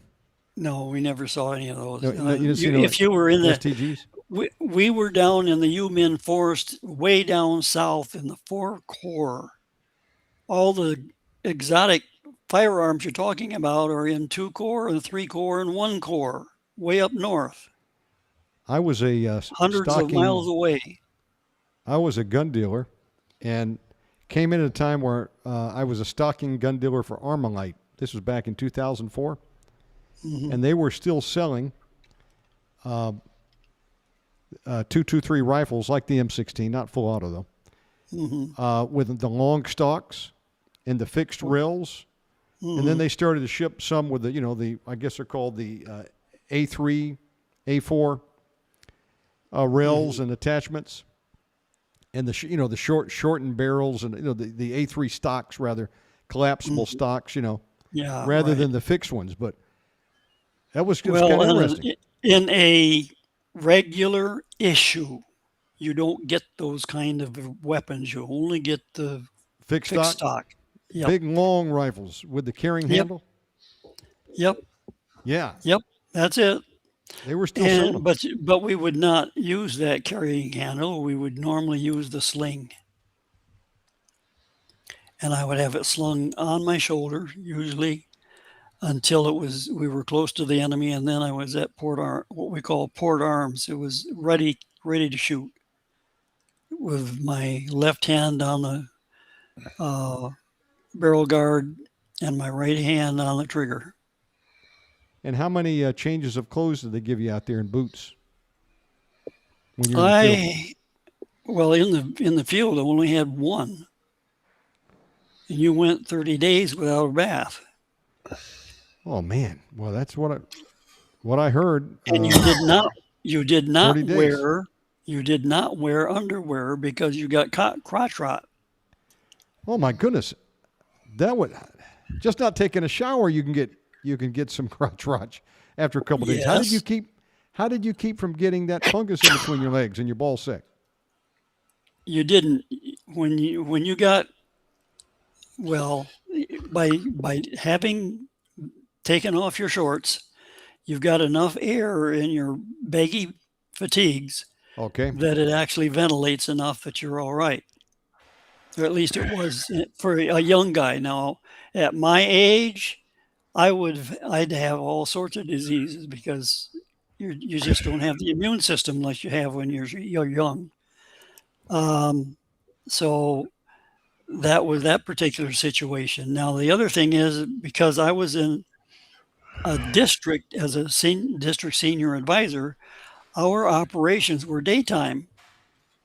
and we would go out with our troops on the operation in the daytime, and then we would select a particularly well-trained squad to go with on a night ambush. And then we would conduct our night ambush. And the next day we would go out on an operation again. You got to remember there's not much time you're going to sleep. And the biggest problem I had was just utter fatigue, bone killing fatigue all the time because I couldn't get enough sleep. And if you closed your eyes, Charlie may get up there and Well, that's true. give you If a you're on an surprise. ambush, if you're on an ambush site, or if you're moving to contact, you don't want to be slack. You got to be alert. Did you ever catch a Viet Cong coming through the wire Uh, with his knife? I had a VC chicken try to come through the wire. The local chicken tried to come through the wire and got blasted by Claymore. There wasn't too much left of that chicken.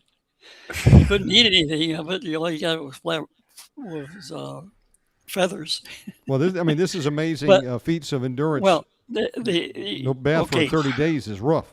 The latest, I should say, the layout of our particular team house was on our compound was on the corner of a canal intersection. We had the canal coming from the center of town, going by us and taking a right-hand turn to go out to the main Macon River. We had a left-hand canal coming straight across that joined with that other turn. And right at that T where those canals came together, we had our compound on the, let's see, our cardinal direction. It was on the south side. The canal, the enemy was on the north side and we were on the south side.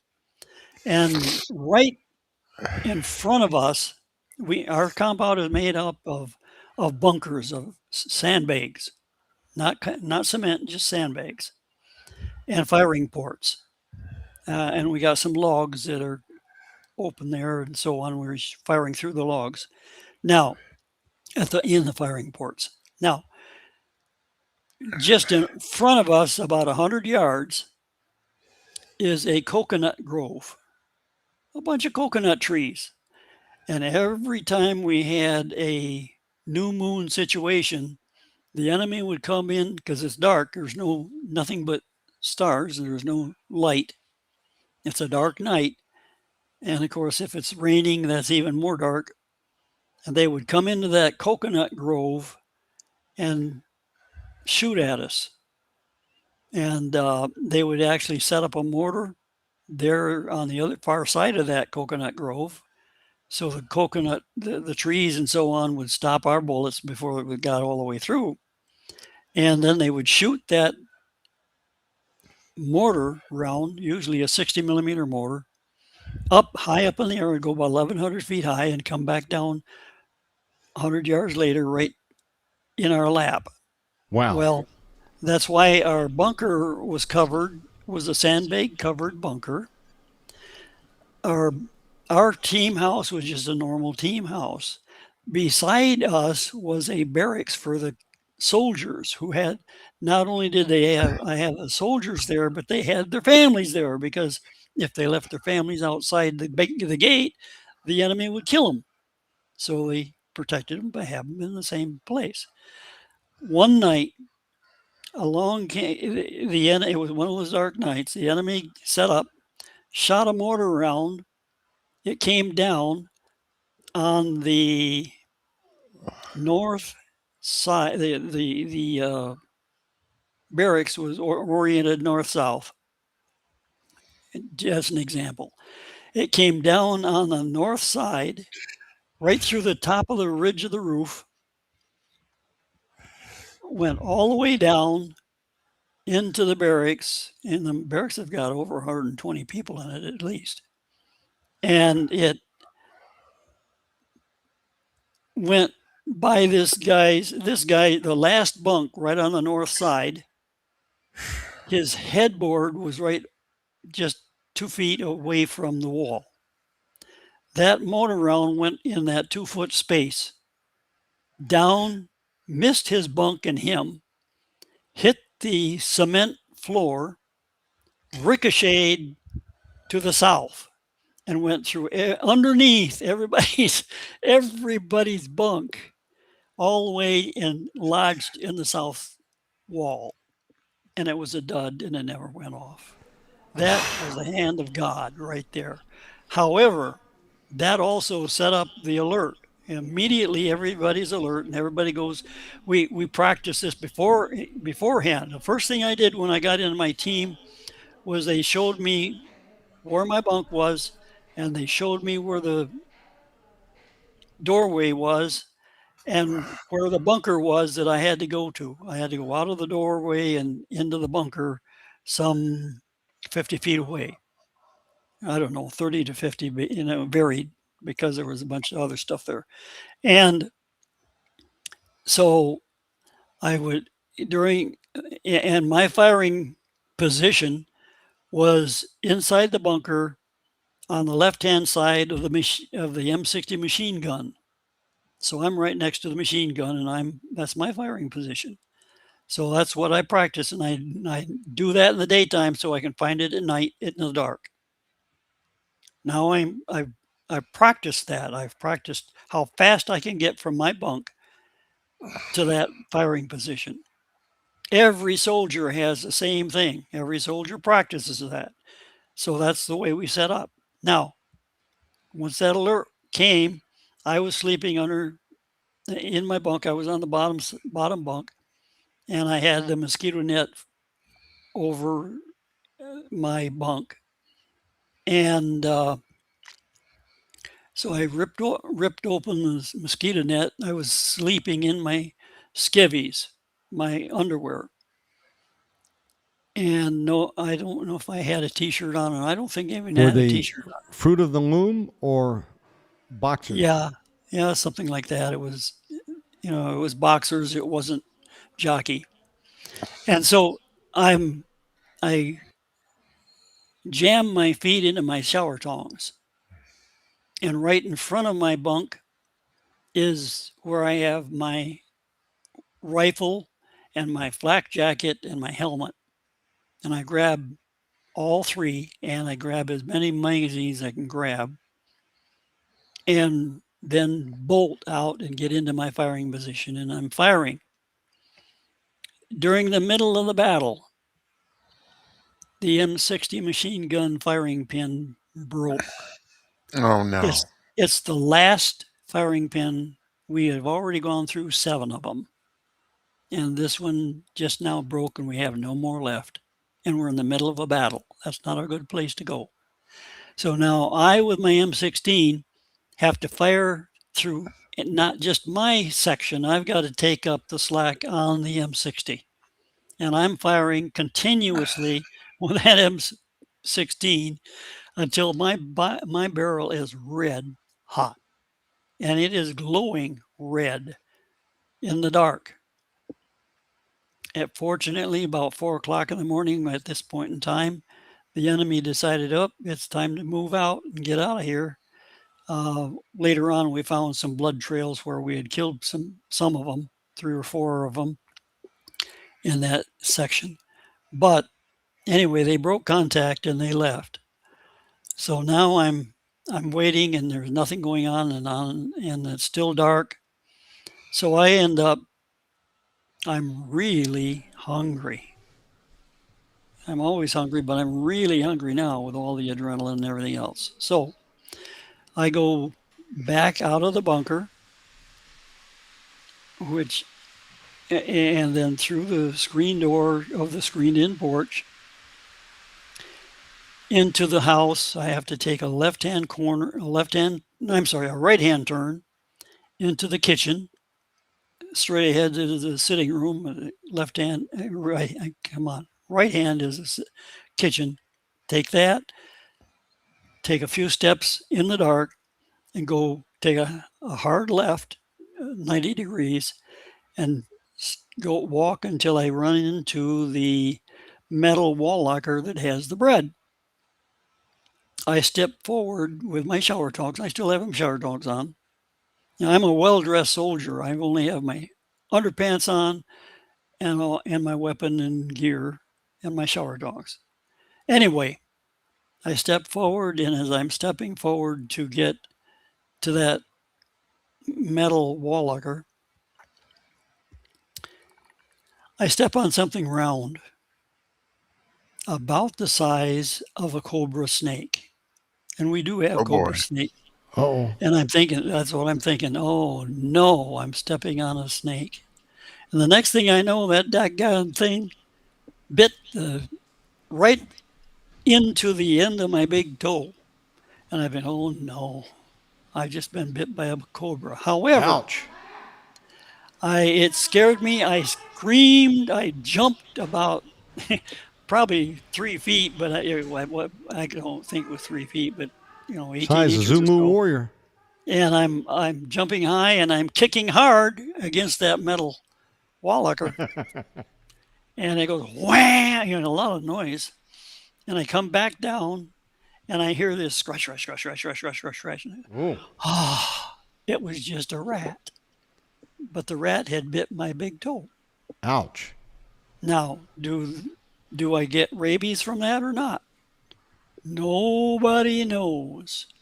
So in the morning, they call the helicopter and say, "We got a medevac. We don't know whether he's got rabies or not.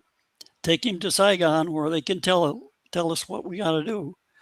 And they fly me all the way to Saigon, 80 miles in this helicopter, and drop me off at the hospital. And I walk in there, and I'm sitting in there, and at the same time I'm sitting in there, there has been a major operation with massive casualties from a U.S. unit. I don't know whether it was a big red one or what, but these guys are coming in, and there's several helicopters have been shot down, and they've got massive burn victims and wounds all over the place. And I'm just a little guy with a bit off toe or a bite on his You toe. can wait. I can wait. So I wait and I wait and I wait. Probably, I don't know, 6 or 8 hours. Finally, a doctor comes to see me, and he says, "What do we have here?" And I says, "Well, I got bit on the big toe here by a rat, and I don't know whether I've got rabies or not." And he says, "Well, Captain, you're in good luck. None of the rats in Vietnam have rabies." And I'm thinking, Praise the Lord for that. you haven't been bit on the toe. How do you know? Right? I really didn't believe him. I really didn't believe him. And I'm thinking, yeah, right. You can say that. It's easy for you to say that. Right. All you've Because if done you is don't read get it. it, But he you're read dead. it in a book, and I'm the guy that's got bit. And if you're wrong, I'm dead. right. So he Once says, it gets to "No, the you brain, go on forget back." it. He says, "No, go on back to your unit." And of course, I didn't have a choice. So we went out to the helipad and waited for. Well, they wouldn't. They flew me down up. I'm sorry, up to Saigon in a helicopter, and then they told me, "Go out to the airfield and find a flight that's going down south to Forkor." Well, I've never hitchhiked in my life, let alone hitchhiked by air. So I ended up going out there to the airfield, and then they said, "Well, what do I do?" And he says, "Well, here's the schedules up here on this wall over here. This is the operation shack that you're in, and this is the place you come to. And you look up there and you look to see if there's anything for Forkor. See, there's Forkor, but it's something that's already gone. Anything that's going to go yet." And so I said, "Okay." So I'm watching that, and I'm standing around and waiting around here and waiting out on the apron, and I'm actually not staying in the shack there. I'm staying out on the apron where I can watch the airplanes coming in, and I'm asking the airplanes, "You going Forkor? You going Forkor? You going Forkor?" No, no, no. Finally, we get a individual says, "Oh yeah, I'm going Forkor. Hop on." And so I hop on, and He flies me down to Forecourt. Well, now I'm in Canto. That's the capital of Forecourt. But that's some 90 miles from my place where I've got to go. And so I'm in Canto and I'm thinking, okay, how do I get down to Vinh Binh province? Not Vinh Long, Vinh Binh, because that's my province. And then I got to go from province to my Khao Nhang province. So here we go. And I finally, after I don't get anything all day long, go to bed. I go, they feed us and you find the place for chow and all that. And they have some bunks there that they put us up in. And that night, they show the Green Beret with John Wayne. Oh, that really? That was a popular movie in those days. Man, that was a good movie. Yes, where the VC is crawling under the wire, right? The beginning? Yeah, that's where the VC were crawling under the wire. So under the wire. So anyway, here we go. Get to see that, go to bed, wake up the next day, and I wait all day. There's nothing there again. Didn't get anything out that day. So I do that same thing the next day. I think it was 2 or 3 days before I finally found a flight that was going to go. Well, what happened, that was the day the Air America flight came in, and he says, yeah, I can take you on down to Vinh Binh. And that was a twin-engine Piper, I don't know what it was. How was he dressed? Were they in just civilian clothes or military? He was in civilian clothes as a civilian pilot. And he ended up, he was having carburetor problems on his left engine. And he fiddled and farted around and jerry-rigged it a little bit. And then got it so that it would run and it would run up and it would hold its RPMs and all that kind of stuff. So he said, I think it'll work. So we get out on the end of the runway and we're all loaded up and he pours the power to it and both engines are working just right. We lift off the end off the cement, so we're airborne. And right at that point in time, the left engine quit. Now we got a single engine, and we aren't even at cruising speed. We're at takeoff speed. It's slow, low and slow, and I've got a 150-foot tree right in front of us on the left-hand side, and another one on the right-hand side. We've got to go through that needle in order to get free, and we can't out climb the top of the trees. But I never saw a guy move his hands so fast in my life as I saw that pilot. He was good. His reaction time was excellent as far as single engine recovery, because he held his right rudder to hold it straight, and it sashayed a little bit, but he got it straight and kept the wings level, and we went between the trees and climbed out a little bit, came on around and made a very careful landing, and that was it for that guy. That was the last time I saw that. He was Air America? Did you say they would say that on the side of the plane? Airplane said Air America. Ah, okay. Well, it's pretty plain. Yeah. Gentlemen, I have an inexhaustible supply of questions, but I'll show mercy on you and ask some of them next time, because I got so much I want to ask. Not every day you get to talk to a veteran. That's an amazing story, brother. You want some amazing? I got one. Let me to finish that story though. Did they at least give you some hydrogen peroxide to put on that cut or that bite? No, they didn't do anything to it. I'd be pouring copious amounts. That's my friend. Is hydrogen peroxide. If it bubbles, it's my friend. It's killing bacteria. Yeah, I love hydrogen peroxide. It saved my life many a time. Well, I think they did put some iodine on it. Yeah, iodine is typically their go-to, but peroxide bubbles, it's killing bacteria. Well, oh my goodness. Remind me to tell you the story of the time I made a mistake of having a pedicure on the beach in Cartagena, Colombia. Oh, next time. Bad. Okay. Almost bad. How do people contact your ministries? We've got it up on the screen.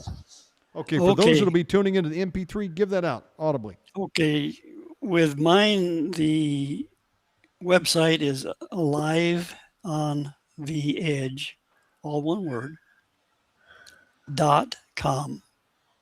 And the email is tom@aliveontheedge.com. And I've got a couple of nonfiction books. One of them is kind of an autobiography, and it's got some of my experiences in Vietnam on it. And the other one and it's called Alive on the Edge. And the other one is The Sharp Edge of the Sword, which is the edge of the sword is a word of God, by the way, if you haven't been familiar with that particular connection of that phrase. And so they can get those books from the website, aliveontheedge.com? They can get them both from the website, and you can get them from Amazon, either one. Okay. And with the sharp edge of the sword, it's the actual word of God that he gave me in the spirit, in words, and in visions. Those three ways that God has communicated with me throughout my life. Friends, get these books. You can get them on the website, aliveontheedge.com. If you want to email Brother Tom, tom@aliveontheedge.com. And Brother Mack, how do people reach you in your ministry? Okay, we've got a whole bunch of stuff here. It's tom.mack, tom.mack, at whitestonefoundation.org. And that's also the website, whitestonefoundation.org, bible-codes.com, bible-music.com, ancient-evil.org, warfare-prayers.org, and also I have Olaf Hagee's website up there, thetimequest.com. And how can people support your ministry? I've got financial support, Cash App, $Whitestone609, Venmo at GhostTalk8, or PayPal, it's hatespickles@comcast.net. Brother, we know how to break you. We don't need to waterboard you. We're just going to hold you down and feed you pickles. You should not telegraph that. That is his Achilles heel. Get some Gherkins pickles, and he'll tell everything. Gentlemen, I love and appreciate both of you. Thank you for coming on tonight. What shall we call this program? Omega Man took you off the rails? Okay, current events. Current events, yeah. You want to close us in prayer? Yes. Heavenly Father, name of Yahushua HaMashiach, we just come before you tonight. We just thank you for the privilege of having this program and for having us on and allowing us to tell the stories of what's going on in the world. And thank you for providing that information to us. And we just ask right now that you bless everyone who is listening tonight and let them see the light of your word. Yes, Lord. And again, we thank you for Shannon and for everything he's able to do to get us on. Thank you, Jesus. And just thank you that we're both here. We've both had some close calls in our lives, but we're here and we thank you for that opportunity. Yes, Lord. Amen. Amen. Love both of you gentlemen. It's an honor to be here with you.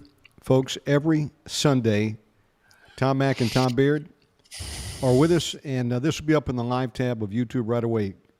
God bless you both, guys. Get some rest, and bless. God made you to hold a lot of pee, just like a camel. Now you can go to the bathroom. Sounds good. Before your eyeballs float down the street. Okay. Okay. See you next time. God bless. God made the Omega Man half camel, too. I can hold it a long time. Folks, I love you. We'll see you next time. Thank you for tuning in. calling a ravenous bird from the east, the man that executeth my counsel from a far country. Yes, I have spoken it. I will also bring it to pass. I have purposed it. I will also do it.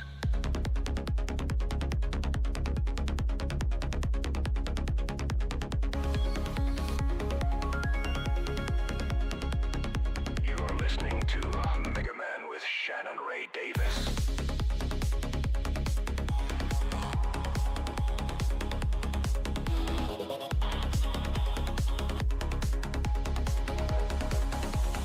Jesus Christ is Lord, and no demon is safe.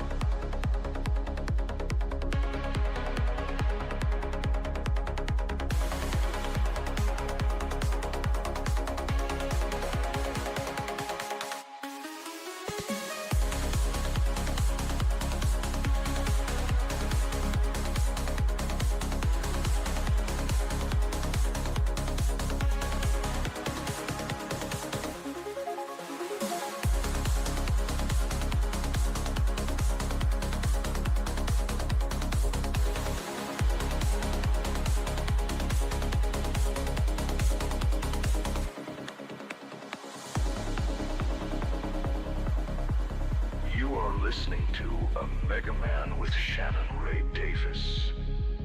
Jesus Christ is Lord, and no demon is safe.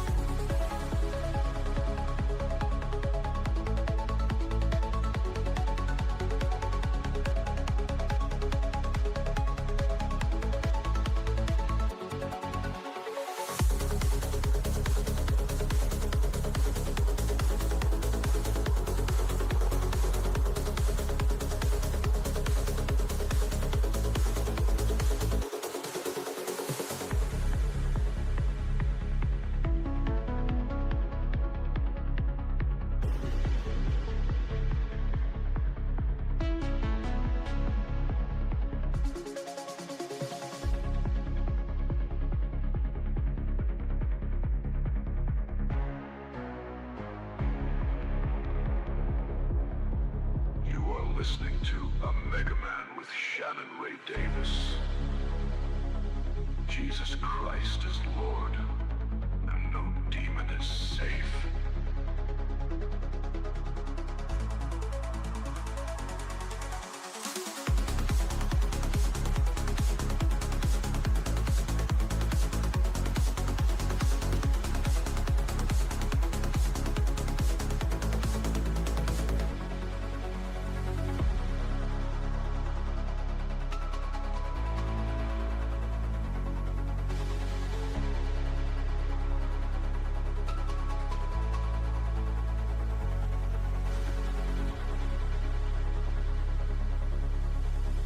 Listening to OMEGAMAN with Shannon Ray Davis.